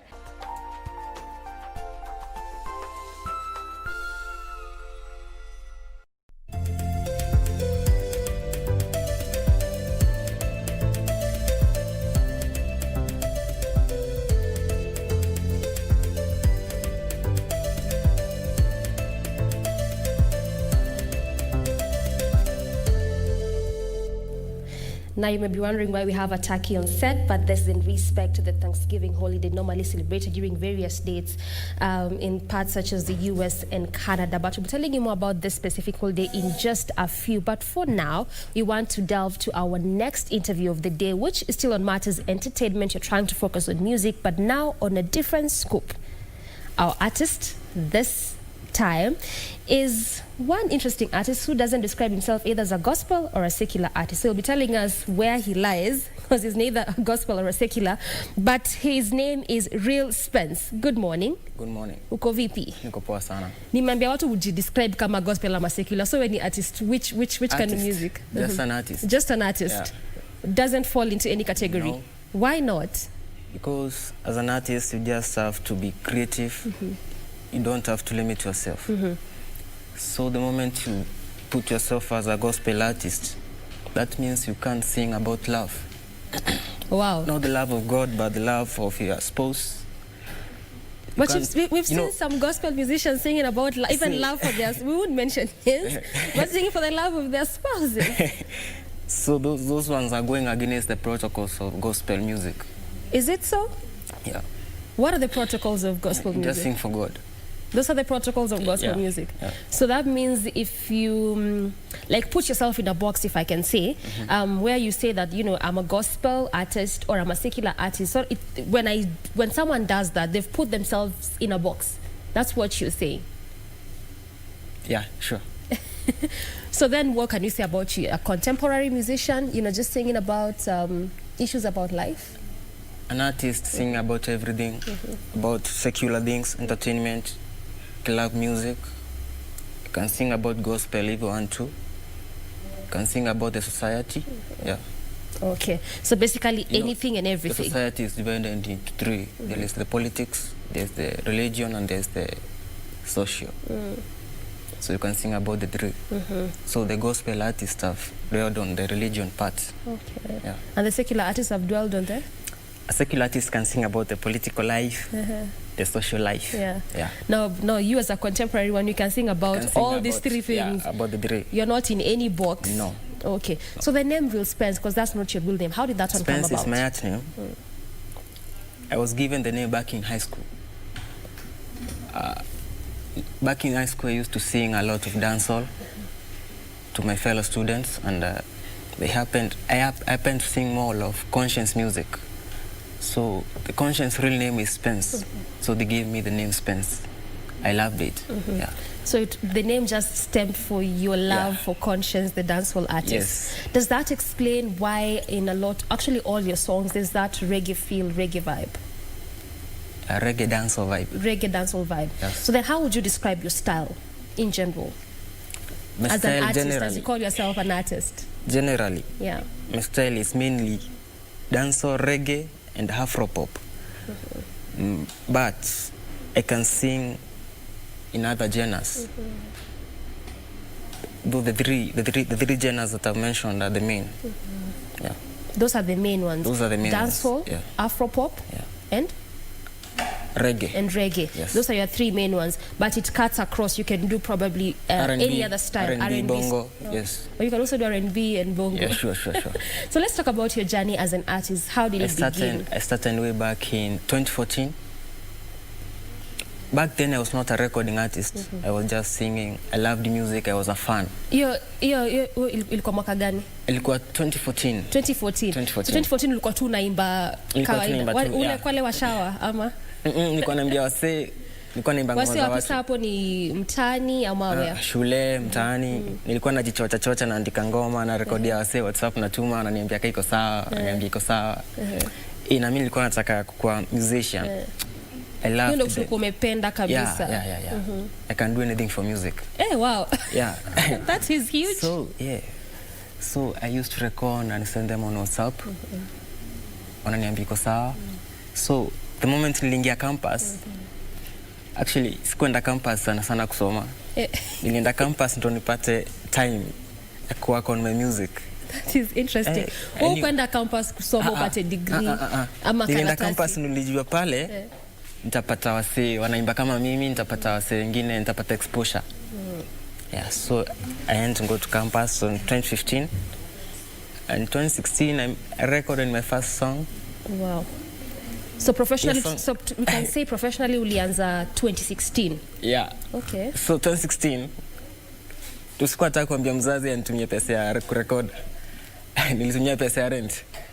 Well, no wonder umesema you can do anything for for music. For music. Nilikuwa nataka sana kuingia studio, hata sikuwa najua studio inakaaje. So nilitumia pesa ya rent 2016, nilikuwa first year. That time ilikuwa tough juu after nimerekodia ngoma nilikaa 1 month without the landlord kujua kama sijalipa rent before sana nifukuze. Nikaanza kulala kwa mabeshte. All just because ulikuwa unataka kurecord your first. Na sikuwa nataka kusema nyumbani nitumie pesa ya kurecord. But why not? Because you know, I was afraid. I was afraid. You know, wazazi wanafaa kusupport, you know, family inafaa iko pale na wewe. I know they will support me, but I was afraid. Yeah. Sikuwa najua vile wataichukulia yani. Yeah. Okay. So nililala kwa mabeshte siku mingi. I think 2 semesters nikilala kwa mabeshte, lakini ilifika time nikajisort. Ukajisort. So hii ngoma yenye ilifanya pesa ya rent utumie kurecord. Which song was this? Na reception ilikuwaje? Your first song. What was the name of the song? Life We Live In. Life We Live In. Oh yeah, that hiyo ndio ilikuwa wimbo wako wa kwanza. Watu walipokea vipi? Juu yenyewe ilifanya you go through a lot. Back in campus walipokea poa sana, and that's where people started knowing me. Actually I did a video. You did a video of the song? Hiyo video nilitumia pesa ya help. Hii tunapeangwa shule, nikafanya video song. Yeah. Wow. It was a nice move. It was a nice move. Then what was the inspiration? Nini li inspire wimbo Life We Live In? Life We Live In is just talking about I love inspiring people. I love inspiring people, and I know people go through a lot of suffering, a lot of issues out there, unemployment, poverty. Yeah.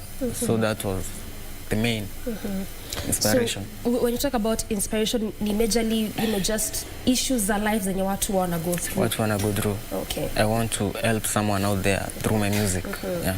Okay. Just drop a line of Life We Live In. We feel if we can get inspired with it. Yo, Spence, tell them this. Me no beg friend, me no beg people, especially bad mind people. You better know me no beg no friend. You better know me no beg, know that everyone got a purpose to live. Bali they now seeking to more that. Everyone got a future and a dream. But challenges to your face every day. Every youth go by your dream. Never get afraid that the blocks na your way. This life is a journey, no real, so one day you're gonna reach your destiny. Wow. Everyone has a purpose to live. Yes. Your message, like, imekuwa captured on your song. Like, we all have something to give. You have a purpose to live. And I was talking about, I don't know why people love killing human beings, especially during this time of political issues. Okay, time when politics is really hitting up. Yeah. So basically, wimbo zako ni about to inspire watu, making people to think about life differently. You know, that's why you call yourself now a contemporary, contemporary, you know, artist. Now that was in 2016 when you released your first single.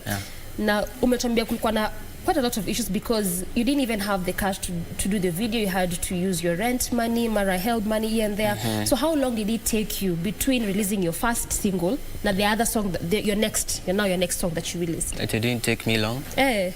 Because I was in school, I was receiving the help money frequently. So it didn't take long. Yeah. Now, your support system, who was your greatest support system? Because especially ukianza kama, you know, msanii in whatever capacity, it's never that easy. Yeah. I never had any support. You never had any support? I never had any support. So it was all you? Yes, but right now I have a lot of people supporting me. Now, who's like your greatest support system right now? My parents. Uliamua kuambia sasa. Sasa wali accept. My parents, my friends. Yeah. Okay. Talk to us about Kind of Love, which is your latest song, Sindio? Yeah. About what? Is it a month or how long ago is it? Some months. Some months ago. Yeah. Talk to us a bit about that, the inspiration behind it. Kind of Love was inspired by a friend of mine. And it's a love song. It's a love song. Uh-huh. Way back in campus, nilikuwa na bestie alikuwa amefall in love na dem fulani, lakini huyo dem ilifika time manze akarukia sponsor. Oh. Because the guy had nothing. The guy didn't have money. The guy didn't have money. So, akaamua mtu mwenye ako na pesa, mtu ako na shilingi sasa. Yeah, mtu ako na pesa. So back in 2017, I wrote this song. I remember the situation about my friend. He was so embarrassed and yeah. So now ukamwa na all love can do. A song. Yeah, it inspired me. So I had to put it down on paper. Yeah. Got the studio record. You have to put it down on paper. A love kind of song inspired by actually what it is, the kind of society we live right now. Because there's a lot of conversation about, you know, girls wanting men that have money, which is actually what that song is about, according to you. So, do you feel like, kama society, ama kama artist, do you feel like the songs that are being released right now, as of now, they really target a lot of what we are facing as a society, or we need to do more? We need to know more. So where are we missing it? Wapi kuna mtafaruku? In the music? Yes. Currently, si wasanii wengi wanaimba kuhusu the problems people are facing. Yeah, many artists wameshift kwa bangers, club bangers, entertainment sector of it. Wamesahau the inspirational sector. Yeah, now at this moment the society ina face a lot. Ukiangalia the youths, the government, everything. Kuna noma mingi sana. Yeah. So I think artists should come up and do something that can change the mindset of the people. Yeah. So una feel like we kama artist inafaa to move from hiyo tu club bangers, music. Si lazima move, lakini try to educate people. Yeah. As long as unafanya the entertainment sector, try to inspire someone. So you can do both. If at all you're doing the club bangers, but also sikae sana huko, at least also get something that can inspire folks. Try to be versatile. As an Diversity, artist. Yeah. Diversity is key as an artist.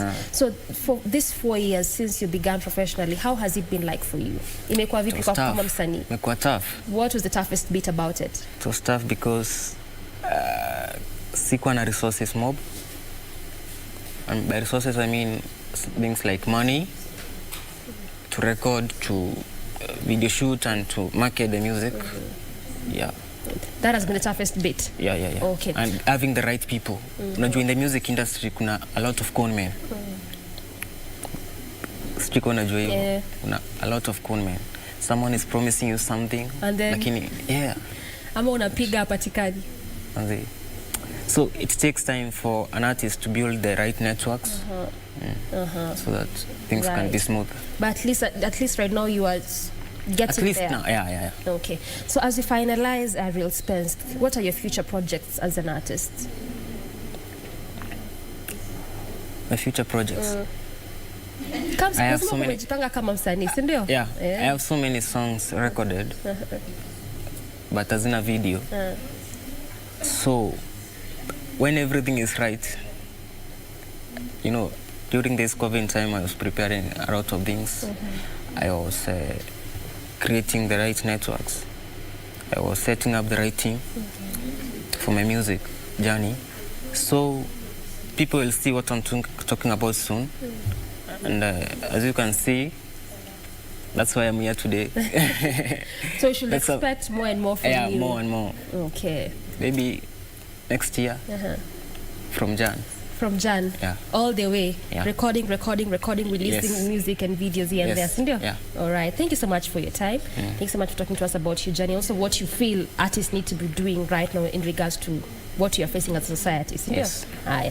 So that has been Will Spence describing himself as a contemporary artist, neither gospel, neither secular, just singing about some of the things that we face as a society.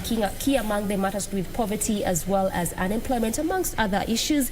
And that's where we wrap our Entertainment Thursday this morning. But we're not yet done with Good Morning Kenya. There's still a lot more after this short commercial music break.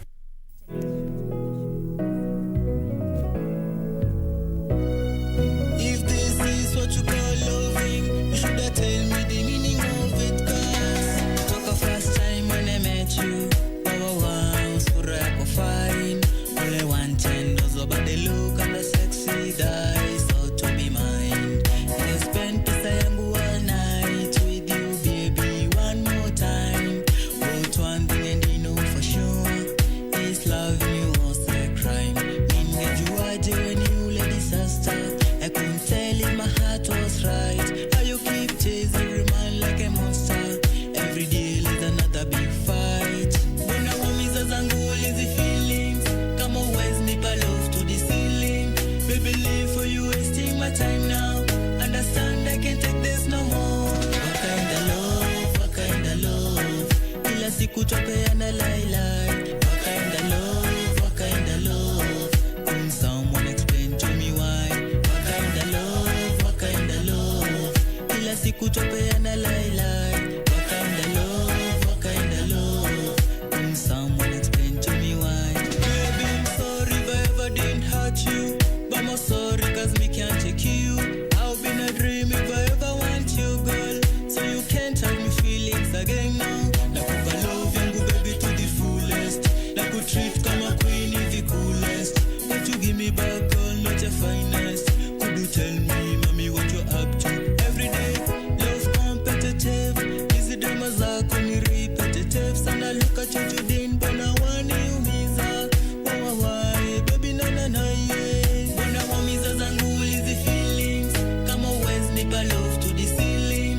Baby live for you wasting my time now, understand I can't take this no more. What kind of love? What kind of love?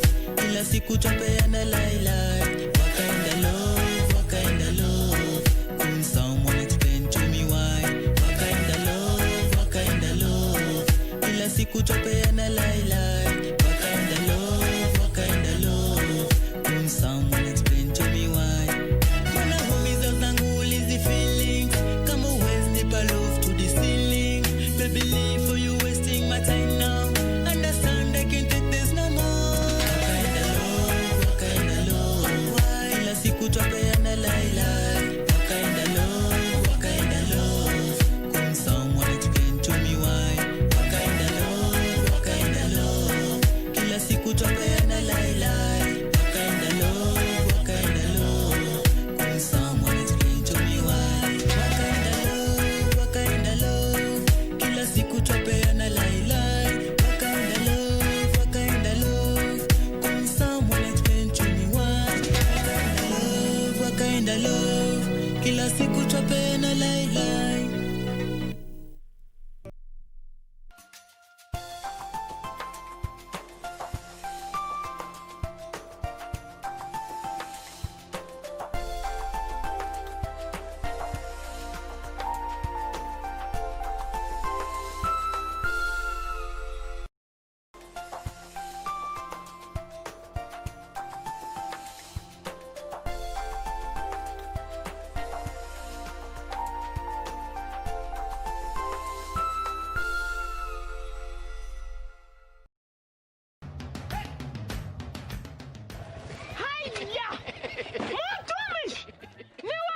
Ni mimi. Ulitoa pikipiki? Mlitani sitaomoka. Ni yako. Hii nduti ni yangu.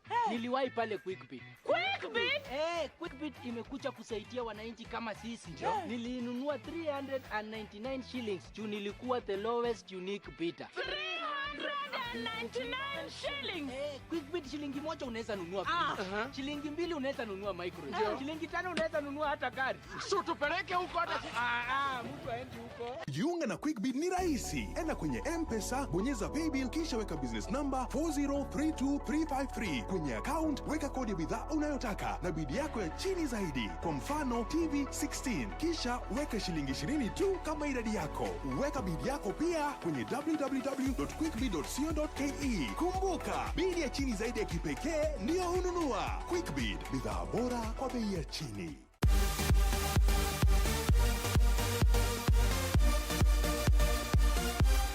They showed their might in the inaugural FIBA African in Mali with the silverware. They are ready to make it even better in the FIBA AfroBasket 2021 qualifiers in Rwanda. Let's rally behind the Kenya Morans as they take on the opposition from Angola, Senegal and Mozambique from 25th to 27th of November on your true sports partner KBC Channel 1 in their quest for success. This is just the beginning. Save the dates for the best. Next on kutohukumu na kutumia sheria ya Allah subhanahu wa ta'ala ni mojawapo ya mambo ambayo yanaleta majanga. Dhambi kubwa ya zina inatikisa arshi ya Allah. Mungu analeta maradhi ambayo hayana dawa. Maradhi inakuwa ni janga katika ulimwengu. A'udhu billahi minash shaitanir rajim.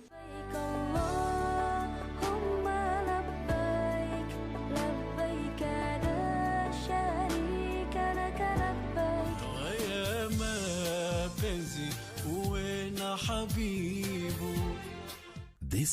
weekend on KBC Channel 1. Kinyanjui, what are you doing? What does it look like I am doing? Atito, I have never been this petty. This is what is called business. Those are expensive gadgets. Sick.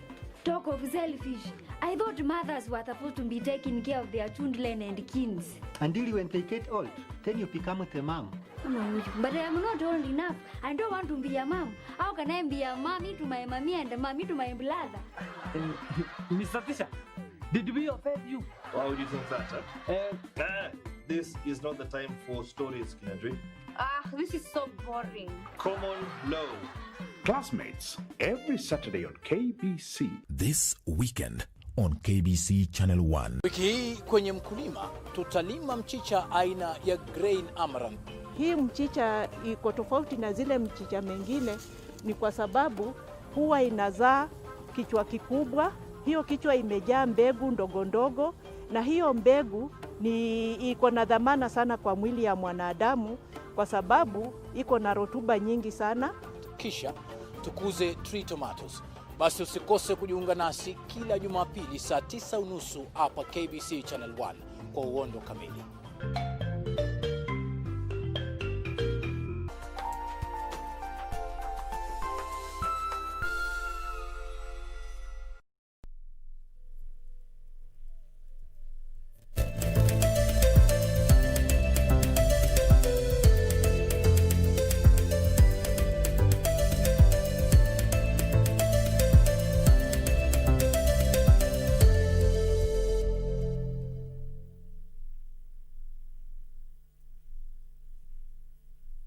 What a way.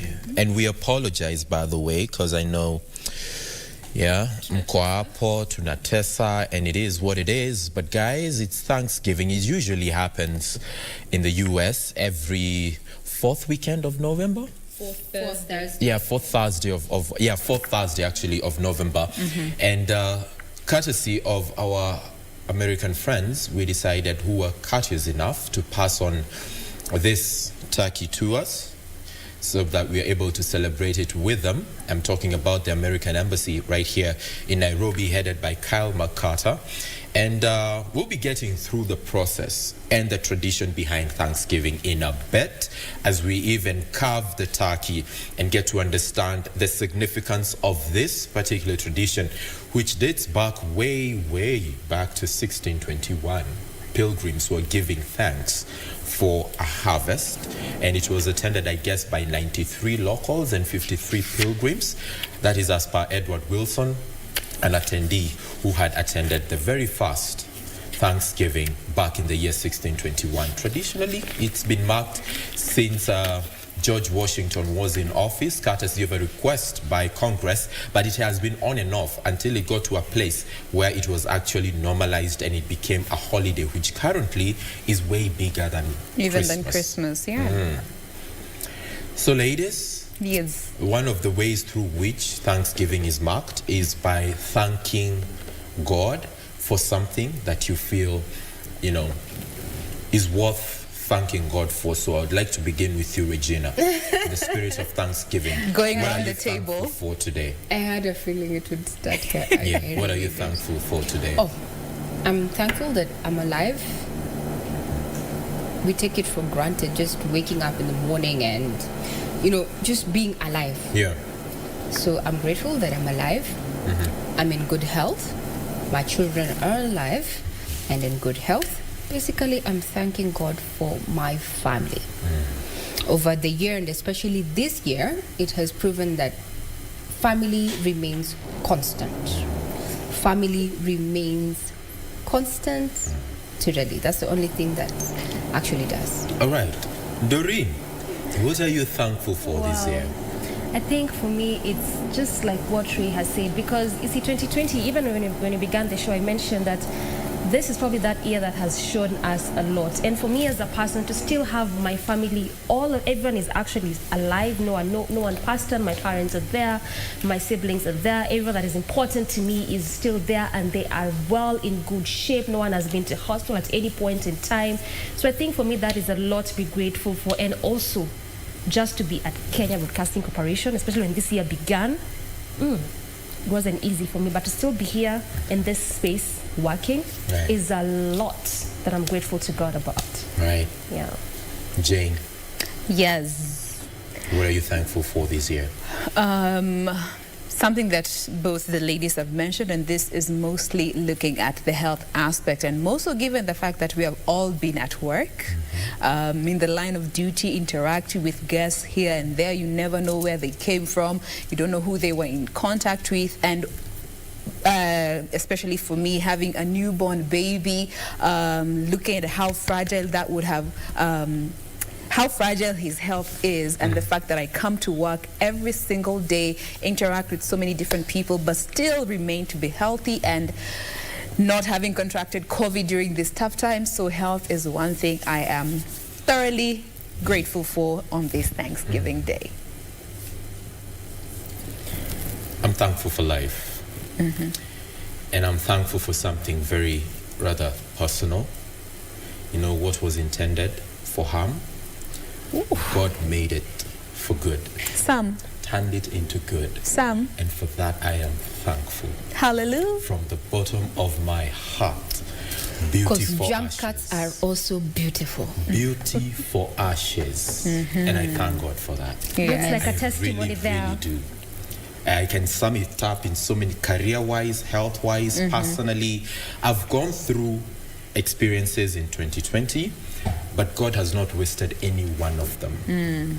He's made sure at the end of the day, we get off and get up with a crown, and the shine and the glory remains. So thank you so much for that.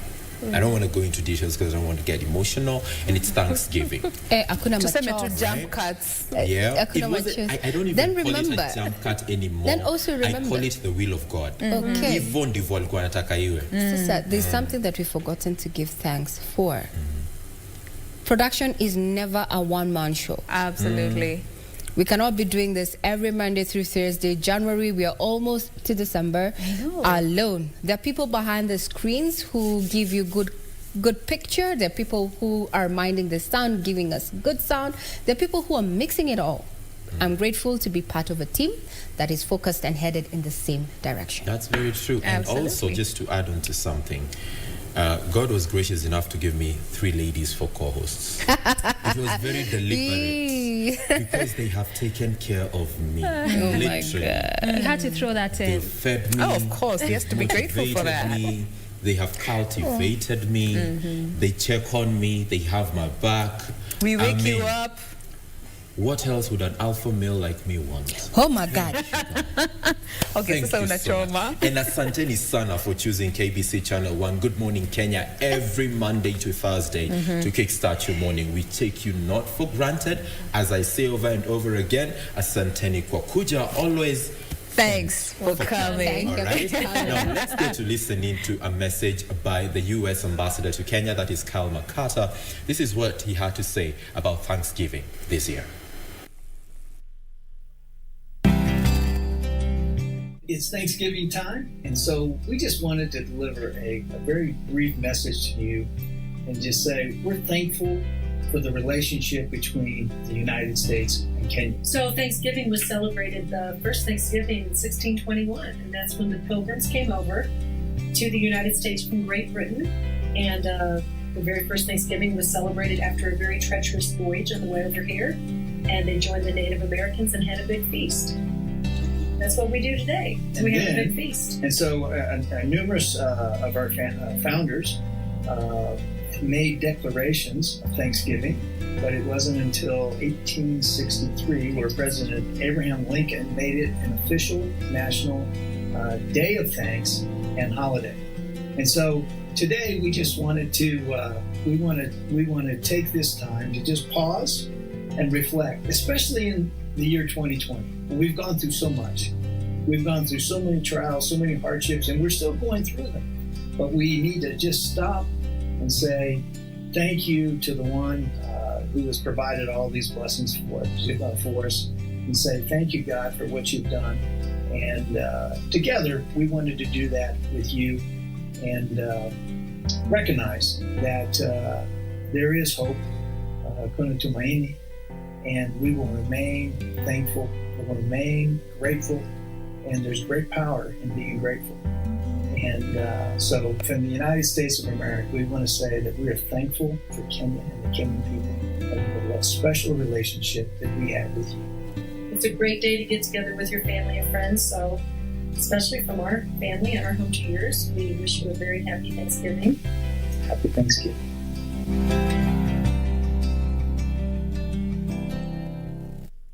So, just to contextualize this particular event and see what lessons we can draw. You know, it's coming at a time when the US just had an election, and we've seen how it has gone and how they've been able to handle the process. Back here, it's still a political season because of BBI and the political rhetoric that has been.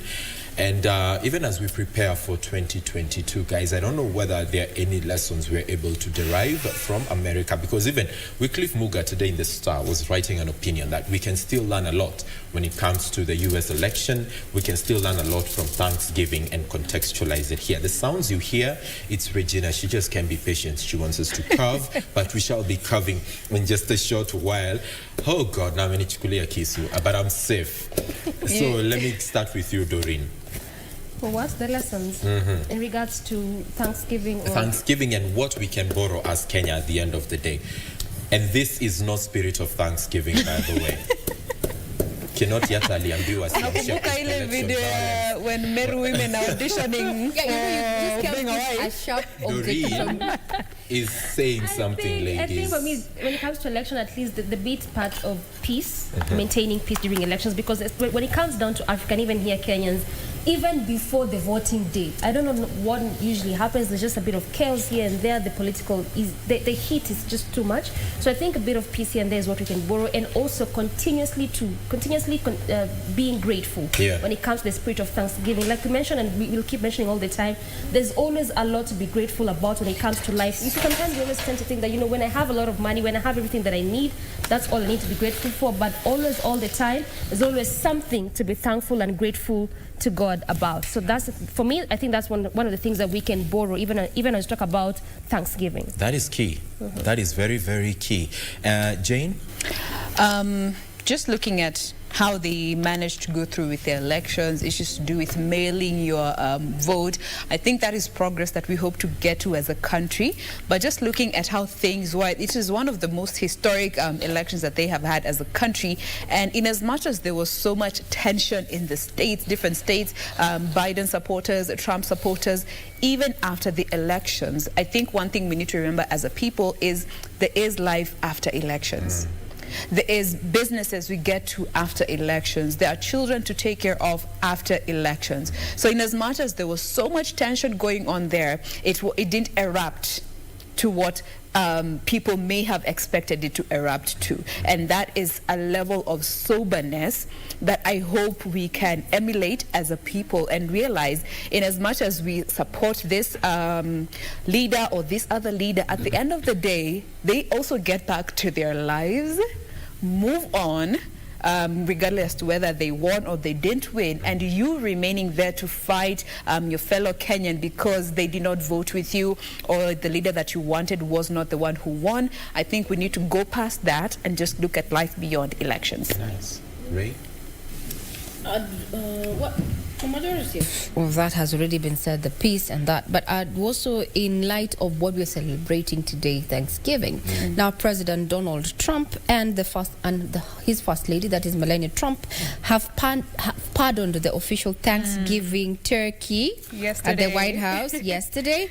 And this year's turkey was named Cobb and Corn. Yeah. I don't know what we're naming this turkey that we have here with us. I don't know. I'll not do the naming.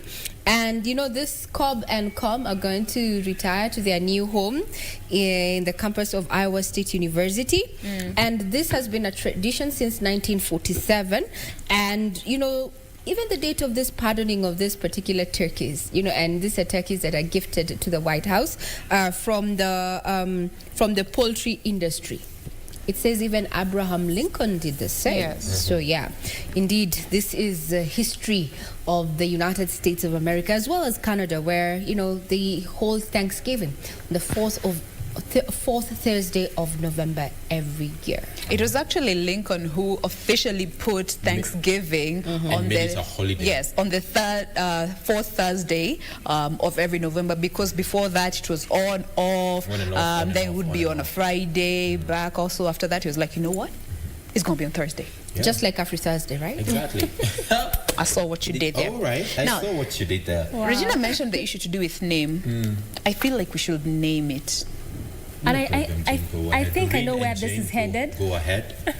Being an African, I'm not naming no dead chicken. It's not a pet, it's food. I'm not going to name it. From yes, that conversation, please. for reasons we shall share later. But Jane, Doreen, do your go thing. ahead. Name the turkey that we're about to eat. Remember, Name the it food. could have been female or it could have been male. Namju. So, moja tupatie male. Me, I'll give the female name. All right, Doreen, you do the male. Okay, let's hear the female first. Lady Margaret. What? Okay, Lady Margaret. Lady Margaret. I bless thee. I wanted to say I knight thee. Doreen, this Lady Margaret yourself. Sir Alpha. Oh no! Oh no! No! I knew where this is. No! Nice game. Doreen. You chose to engage, darling. No! You chose to name this. It ends in premium tears. Alpha? That is my child's name. You know, you see, that's why I can't name my food. It's not a pet, it's food. You know what So we're going to do? Be still. Doreen. Be still. My beating heart. Your beating heart. And know Just that keep God still. is Okay? Hey, Alpha is fine. Alpha is fine. So I'll request Ray just hand me the sanitizer because Stick to Margaret. Yeah, we need to work through how to carve a turkey. I am African, Doreen. by the way. I am Kenyan from Centro. Iko tu ni kuku. So, but at least Turkey. sometime I guess last year I had an opportunity to be Heard. taught how to carve a turkey by the ambassador himself, that is Kyle. I'm really hoping I can remember a few lessons here and there. So what Alright. you do? Do you need me to Google something on standby? No. You got this? I got this. All right. The most important thing is to make sure that before you get, because there's a lot of meat in here. Yes. A lot of it. So the most important thing is to make sure that you separate the drumsticks and the wings first. You get them out of the way. So what we're going to do is that we're going to pick the tongs. These are usually very, very important. And also the knife, okay? This is usually used for serving and for picking. And depending on how you chose to prepare your turkey, you can decide to marinate it for a while. You can also Overnight, decide, preferably. Yeah. You can also decide to stuff it up. Before I wonder you if do it's the whole stuffed. We are going to discover that. All right. So the first thing you do. Stab it. No, You know, there are people who are that sounds a bit violent. like by the way. on social media. There's someone who's saying "Iyo kuku ni kubwa," and I'm here saying it's not a kuku. It's not a big kuku. It's a turkey. Yeah. And one thing that Bata muzinga. Yes. One thing I think that our viewers should know is that this particular turkey was actually baked by Mrs. McCarter herself. Yeah, she does this as tradition. Same thing she did last year. Yeah. So the love that went into this, we also appreciate it as the broadcasting house. And you know, it's like a tradition they have. Huh? Yeah. Like everywhere they go for mission, she does that for Thanksgiving. Right? So what I'm doing right now, natoa hizi mamigu kubwa kubwa. Mathais. I Drumsticks. didn't call them that. I did not call them that. Okay? There we go. So there we go. Those ones are out of the way. Now you come to the Do we wings. name them? No. Okay. These are After Lady the Margaret's Alpha experience. thighs. Doreen, by the way, hapati kuku juu ya hiyo story. Si kuku. Ukuli bata Mzinga. It's still a bird. Chicken. Why are you trembling? Why are you shaking? It's not easy. I feel like I'm committing murder. It's already dead. No. Like it's dead. There's dignity in life. Yes, and life after death. Producer anasema warakisha hiyo ku, you know, what Yeah, viewers are salivating, everybody's salivating. He's worried about, you know. So you see now? What were you saying about the drumstick being traditionally for who, agahuot? Hiyo ilikuwa tu Sidebar? Yes, sir. Oh. Yeah. Oh. So now we're left with the main thing. And if you can The feel this breast. part, there's a bone.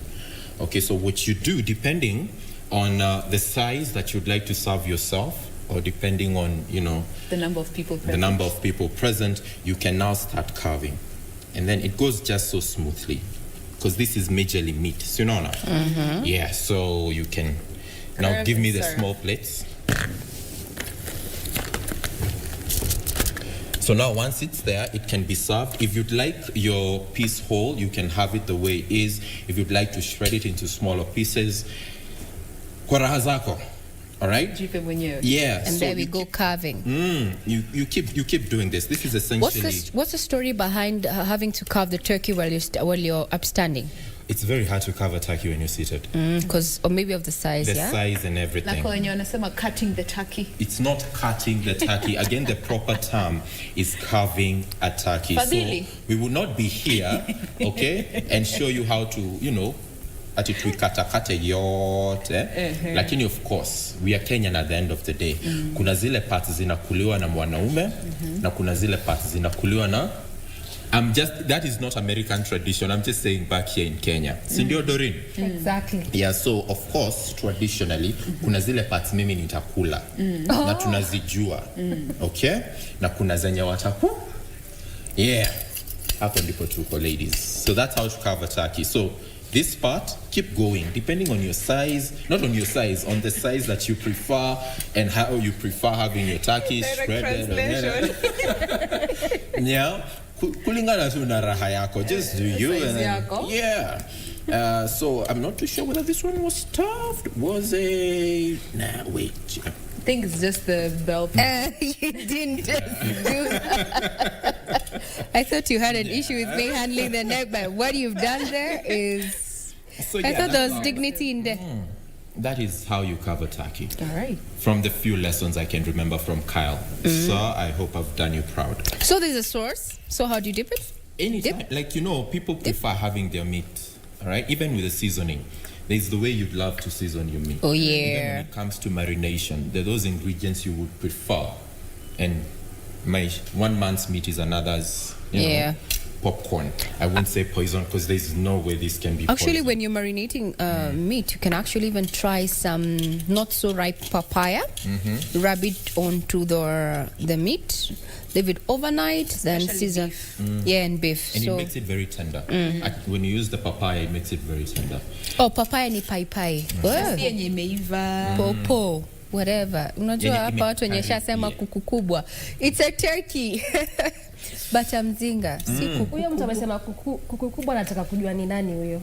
Ako hapa kwa social media, unajua. Yeye anakaa mtu wa kwetu. Nani? Oh yes. Unajua sisi tunaonanga tu ikiwa kikuku kikubwa, kidogo. Si tulikuwa tumeambia hii chakula. Oh yeah. Yeah, So I think that and then is you will that. notice the texture and the taste is also influenced by the part of the turkey. You realize that breast areas, the texture and the taste kwa mdomo, it's a bit different from The thigh. this here that I will be having a little later. Okay? So just the lessons and Kuna gizzards. Wow. I refuse to come. Yes. this side. We absolutely refuse to Ni swali muhimu. If we're talking about parts that, women were entitled to eat then and men were entitled to eat then, there's a question about gizzards. And gizzards were essentially for men in some cultures. Like Even up till now, they still are. You guys still practice that? Yes, gizzards, even the thighs. Drums. Thank you, Doreen, they for still clearing are. the air.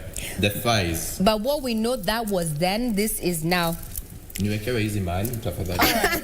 That is that in regards to this. We are going to continue sharing this bounty that we have here. Absolutely. If you are an American, we wish you happy Thanksgiving. Our brothers and sisters who also reside there, we wish you an absolute beautiful day as you mark this day, in as much as it is in different times, but we still choose to give thanks for all that we have in this day and time. And at this particular junction, we want to just call it a show, but of course we'll be leaving you with some music before we get to bring to you the live programming that will be coming up in not too long. My name is Jane Wambui. My name is Simon Jorogia Santeni Kukuja. I'm Regina Mayara. And I'm Dorina Range. Happy weekend ahead. Happy Thanksgiving. I see you came to party. Banane Moses and Maradis. Party like this, dance to my presadis. Banane Moses and Maradis. Sound it song, baby, go combination this. Usanya na maranga gakukute. Ugazanyi sanga gakukute. Kusanga nechi mame chakukude. Uchisanga nochi wakasimbe chakukude. And everybody like this. And everybody like this, we party till morning come. Datutuka yo mubyenda, waita walete byokunywa basajja benda. Demu chansa bachireta, waita walete byokunywa bachala benda. Zinyuma baba zinyuma, zinyuma waluganda zinyuma, chiri kuzidi rudi chanyuma. You're such a beautiful woman. Zinyuma baba zinyuma, zinyuma waluganda zinyuma.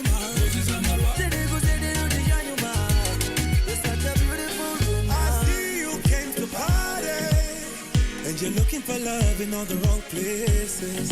Shawty, look my way, look my way. Kimala mala na jibeba so. Kila wakati nikuona na nikizidi kata majima. Nasungulu mchitanacho. Datutuka yo mubyenda, waita walete byokunywa basajja benda. Demu chansa bachireta, waita walete byokunywa bachala benda. Kwata no use mutima banange you're a winner. What your mama gave you is a killer. Zinyuma baba zinyuma, zinyuma waluganda zinyuma, zidi kuzidi rudi chanyuma. You're such a beautiful woman. Zinyuma baba zinyuma, zinyuma waluganda zinyuma, zidi kuzidi rudi chanyuma. You're such a beautiful woman. Nagenda kone babo kusubule kochi twada mu malwane baba. Laba we batutwala kakasente kokusobola champisa bubi ne baba.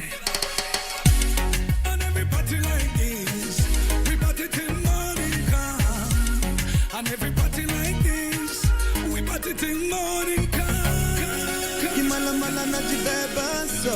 Kila wakati nikuona na nikizidi kata majima. Nazungululu mchitanacha. Zinyuma baba zinyuma, zinyuma waluganda zinyuma, zidi kuzidi rudi chanyuma. You're such a beautiful woman. Zinyuma baba zinyuma, zinyuma waluganda zinyuma, zidi kuzidi rudi chanyuma. You're such a beautiful woman.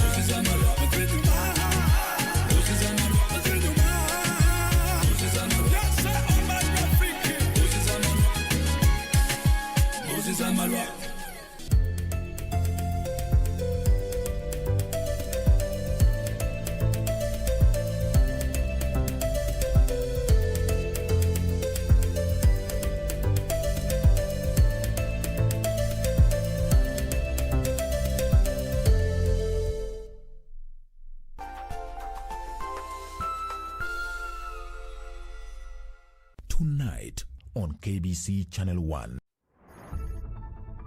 We targeted students not just because they come from arid and semi-arid, but there are communities that are marginalized within those areas. I was called at Msambweni, a medical training college, and that is where I went and studied under the Beyond Zero scholarship.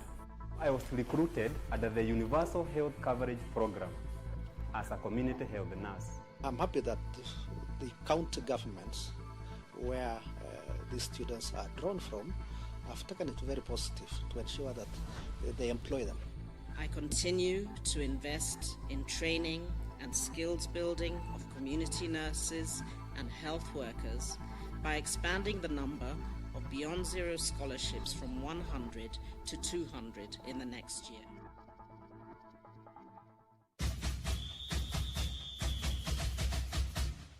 It is an all-Egyptian affair and a first for CAF as two home teams face each other in the final of the 2020 CAF Champions League. Al Ahly will be all out to maintain their dominance in the Elite African Clubs competition against their arch rivals Zamalek, who are raring for a fight to the death. You cannot afford to miss this thriller on the 27th of November only on your True Sports partner, KBC Channel 1 from 10 p.m. We have a lot in store for you. Be on the lookout. Two lionesses struggle to cohabit. Because I'm not going to stand here and be compared to some... Hey, Nancy, don't try me. As the coastal vacation brings Nancy and Joe closer. Nancy, you are full of surprises. What would you like me to do for you this morning? Or will it be? Now, can you give us some space? No. He? Unaona hii? Ni usherati. Watch your mouth, Mother Teresa. Or what? This game that you and Nancy are playing. Na nyinyi mmekuwa akina nani kuingilia mambo ya wazazi wenu? Stringed, making a comeback. Hotter. Just gonna stand there and stare at us? How do you think things will end up here? This is a conversation between your father and I. Sometimes it would be good if you would just stand your ground. Wait, Mtoto, wait. What happens between me and Mama Paul is none of your business. Bolder. You know Mama Paul is leaving you. So what? What? I'm done being your puppet and dancing to your tune and manipulation. We called the clients and told them that your purchase status down. Only on KBC Channel 1. Fridays at 8:30 p.m. This weekend on KBC Channel 1. Sule. Ya. Ile mtoto anavuta bangi bwana. Wacha kuvuta bangi. Mimi nimesikia mpaka na anauza bangi. Nafika pale na client namuonesha hapa kutoka hapo paka pale kutoka hapo paka hapa. Tumeongea mara kidogo Sule huyo from nowhere. Sijakaa vizuri panga hilo. Baba ni mbio zimenyooka. Nilifanya nini mimi? Nilifanya nini? Unajua ulichofanya? Niliwapatia mwanangu mkaniuliza. Mtaka kuniulia mwanangu nauliza.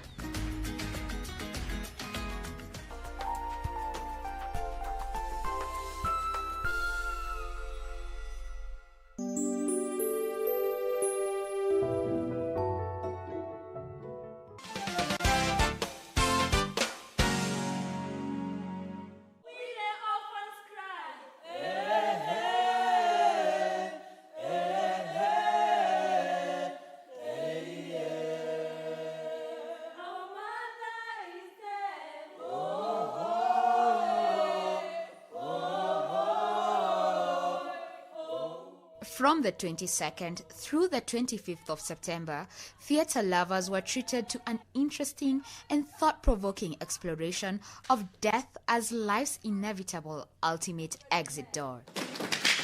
These are for driving away the spirits of calamity.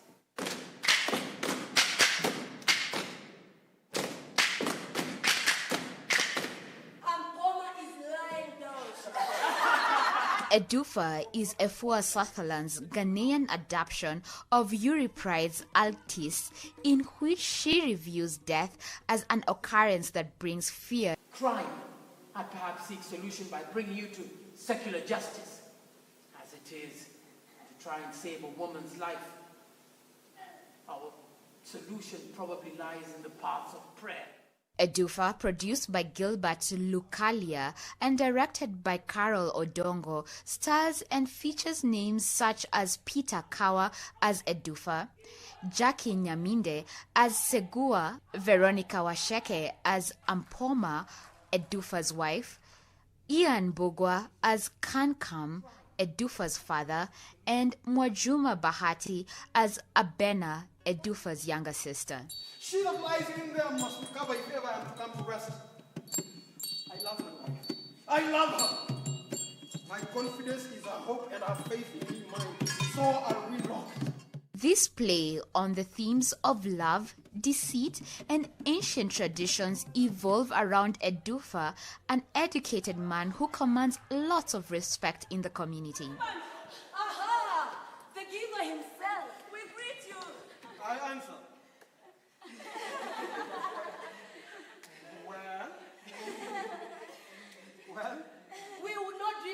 fussing up your house as we do our right. Because of his community's obsession with long life, he consults a diviner who promises him eternal life, but only on condition that he finds someone who is willing to die for him. And all things with which we shall still be one. That I am slave to your flesh and happy so to wear it proudly, this symbol of the union of our flesh. Few, including his parents, are willing to die for him. No, husband. There are enough women, I suppose, ready to fall for your charm and line up to die for you. I am leaving. Forever now. When Edufa jokingly asks his wife Ampoma if she's ready to die for him, she surprisingly and shockingly agrees. Very soon I must embrace my husband before you all, answering the affection into which he draws me.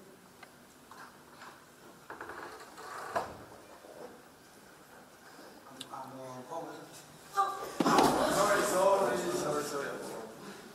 The plot gets more interesting as Edufa realizes that his wife's death is imminent and that there is little he can do to avert it.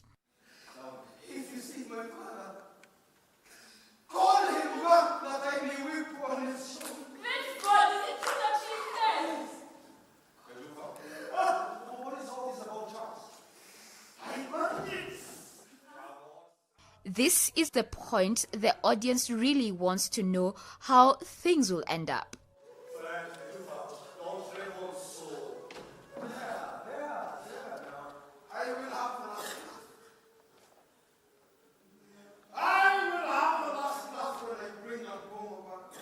On this one, Gilbert Productions draws from the skills and experiences of famed cast and crew members to bring theatre lovers an adventurous exploration of a topic too familiar.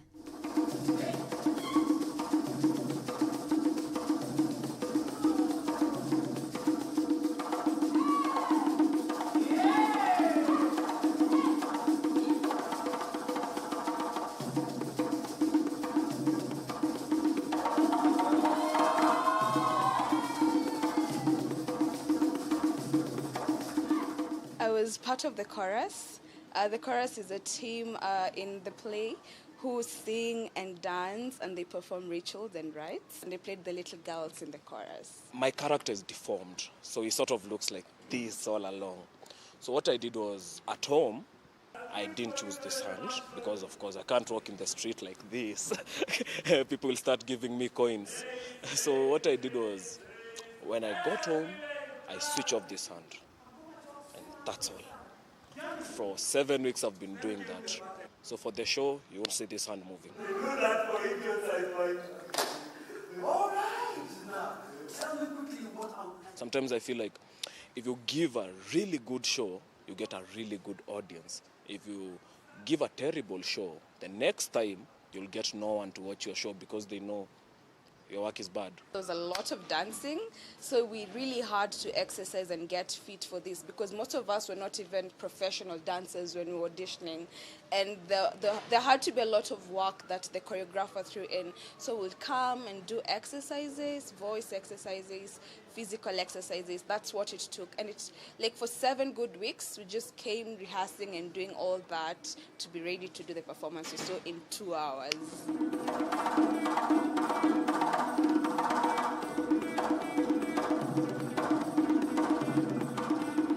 Theatre is beautiful. People work as a family. When you see them on the screen, sometimes you assume, Ian is harsh. He's actually not harsh. He's a good guy. To anyone who aspires to join the theatre industry, like any other industry, it requires commitment, it requires dedication, it requires hard work and discipline. Discipline is very key. I mean, like everything else, it requires you to be focused, to have a vision, and to persevere. You have to really persevere. Put in the work, put in the hours, and you will definitely reap the success that you're looking for. I think many young actors make the mistake of thinking that, oh, I can start today and tomorrow I'm on top of the world. No, not really. Not for everyone. You have to put in the work before you get your big break. I can never allow you to keep me waiting. Is there anybody in this beautiful house?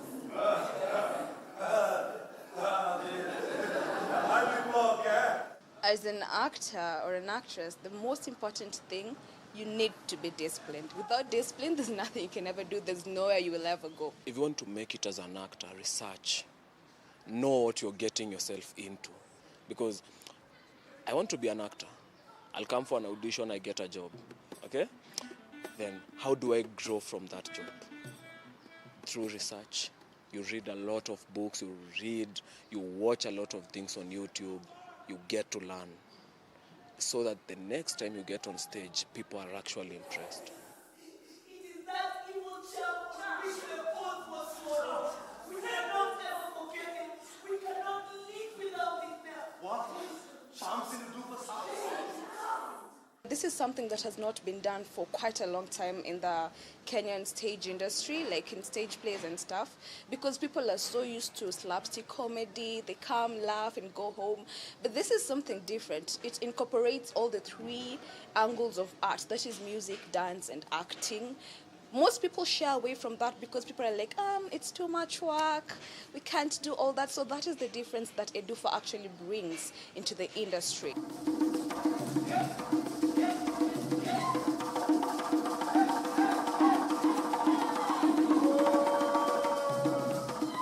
Our vision is to redefine theater, to bring back quality theater, spectacular theater that people can relate to, people can enjoy, and that will leave them feeling fulfilled. What to expect next is bigger things because we've had such a massive response and everybody's like, so what are you guys doing next? I can't really say what you're doing next, but I know what we will be doing will be the next big thing.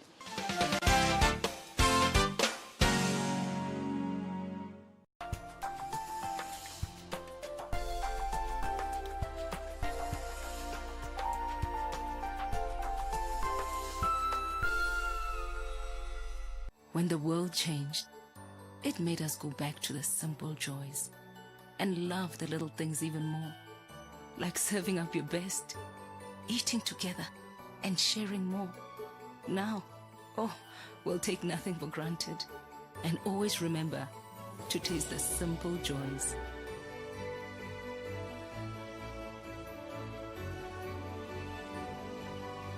Enjoy the magic of Christmas with Coca-Cola.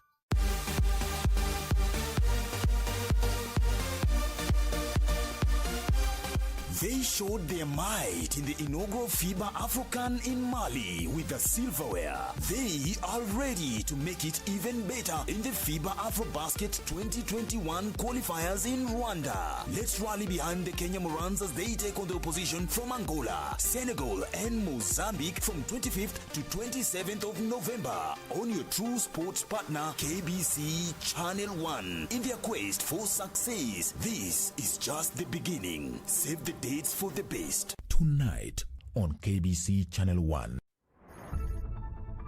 We targeted students not just because they come from arid and semi-arid.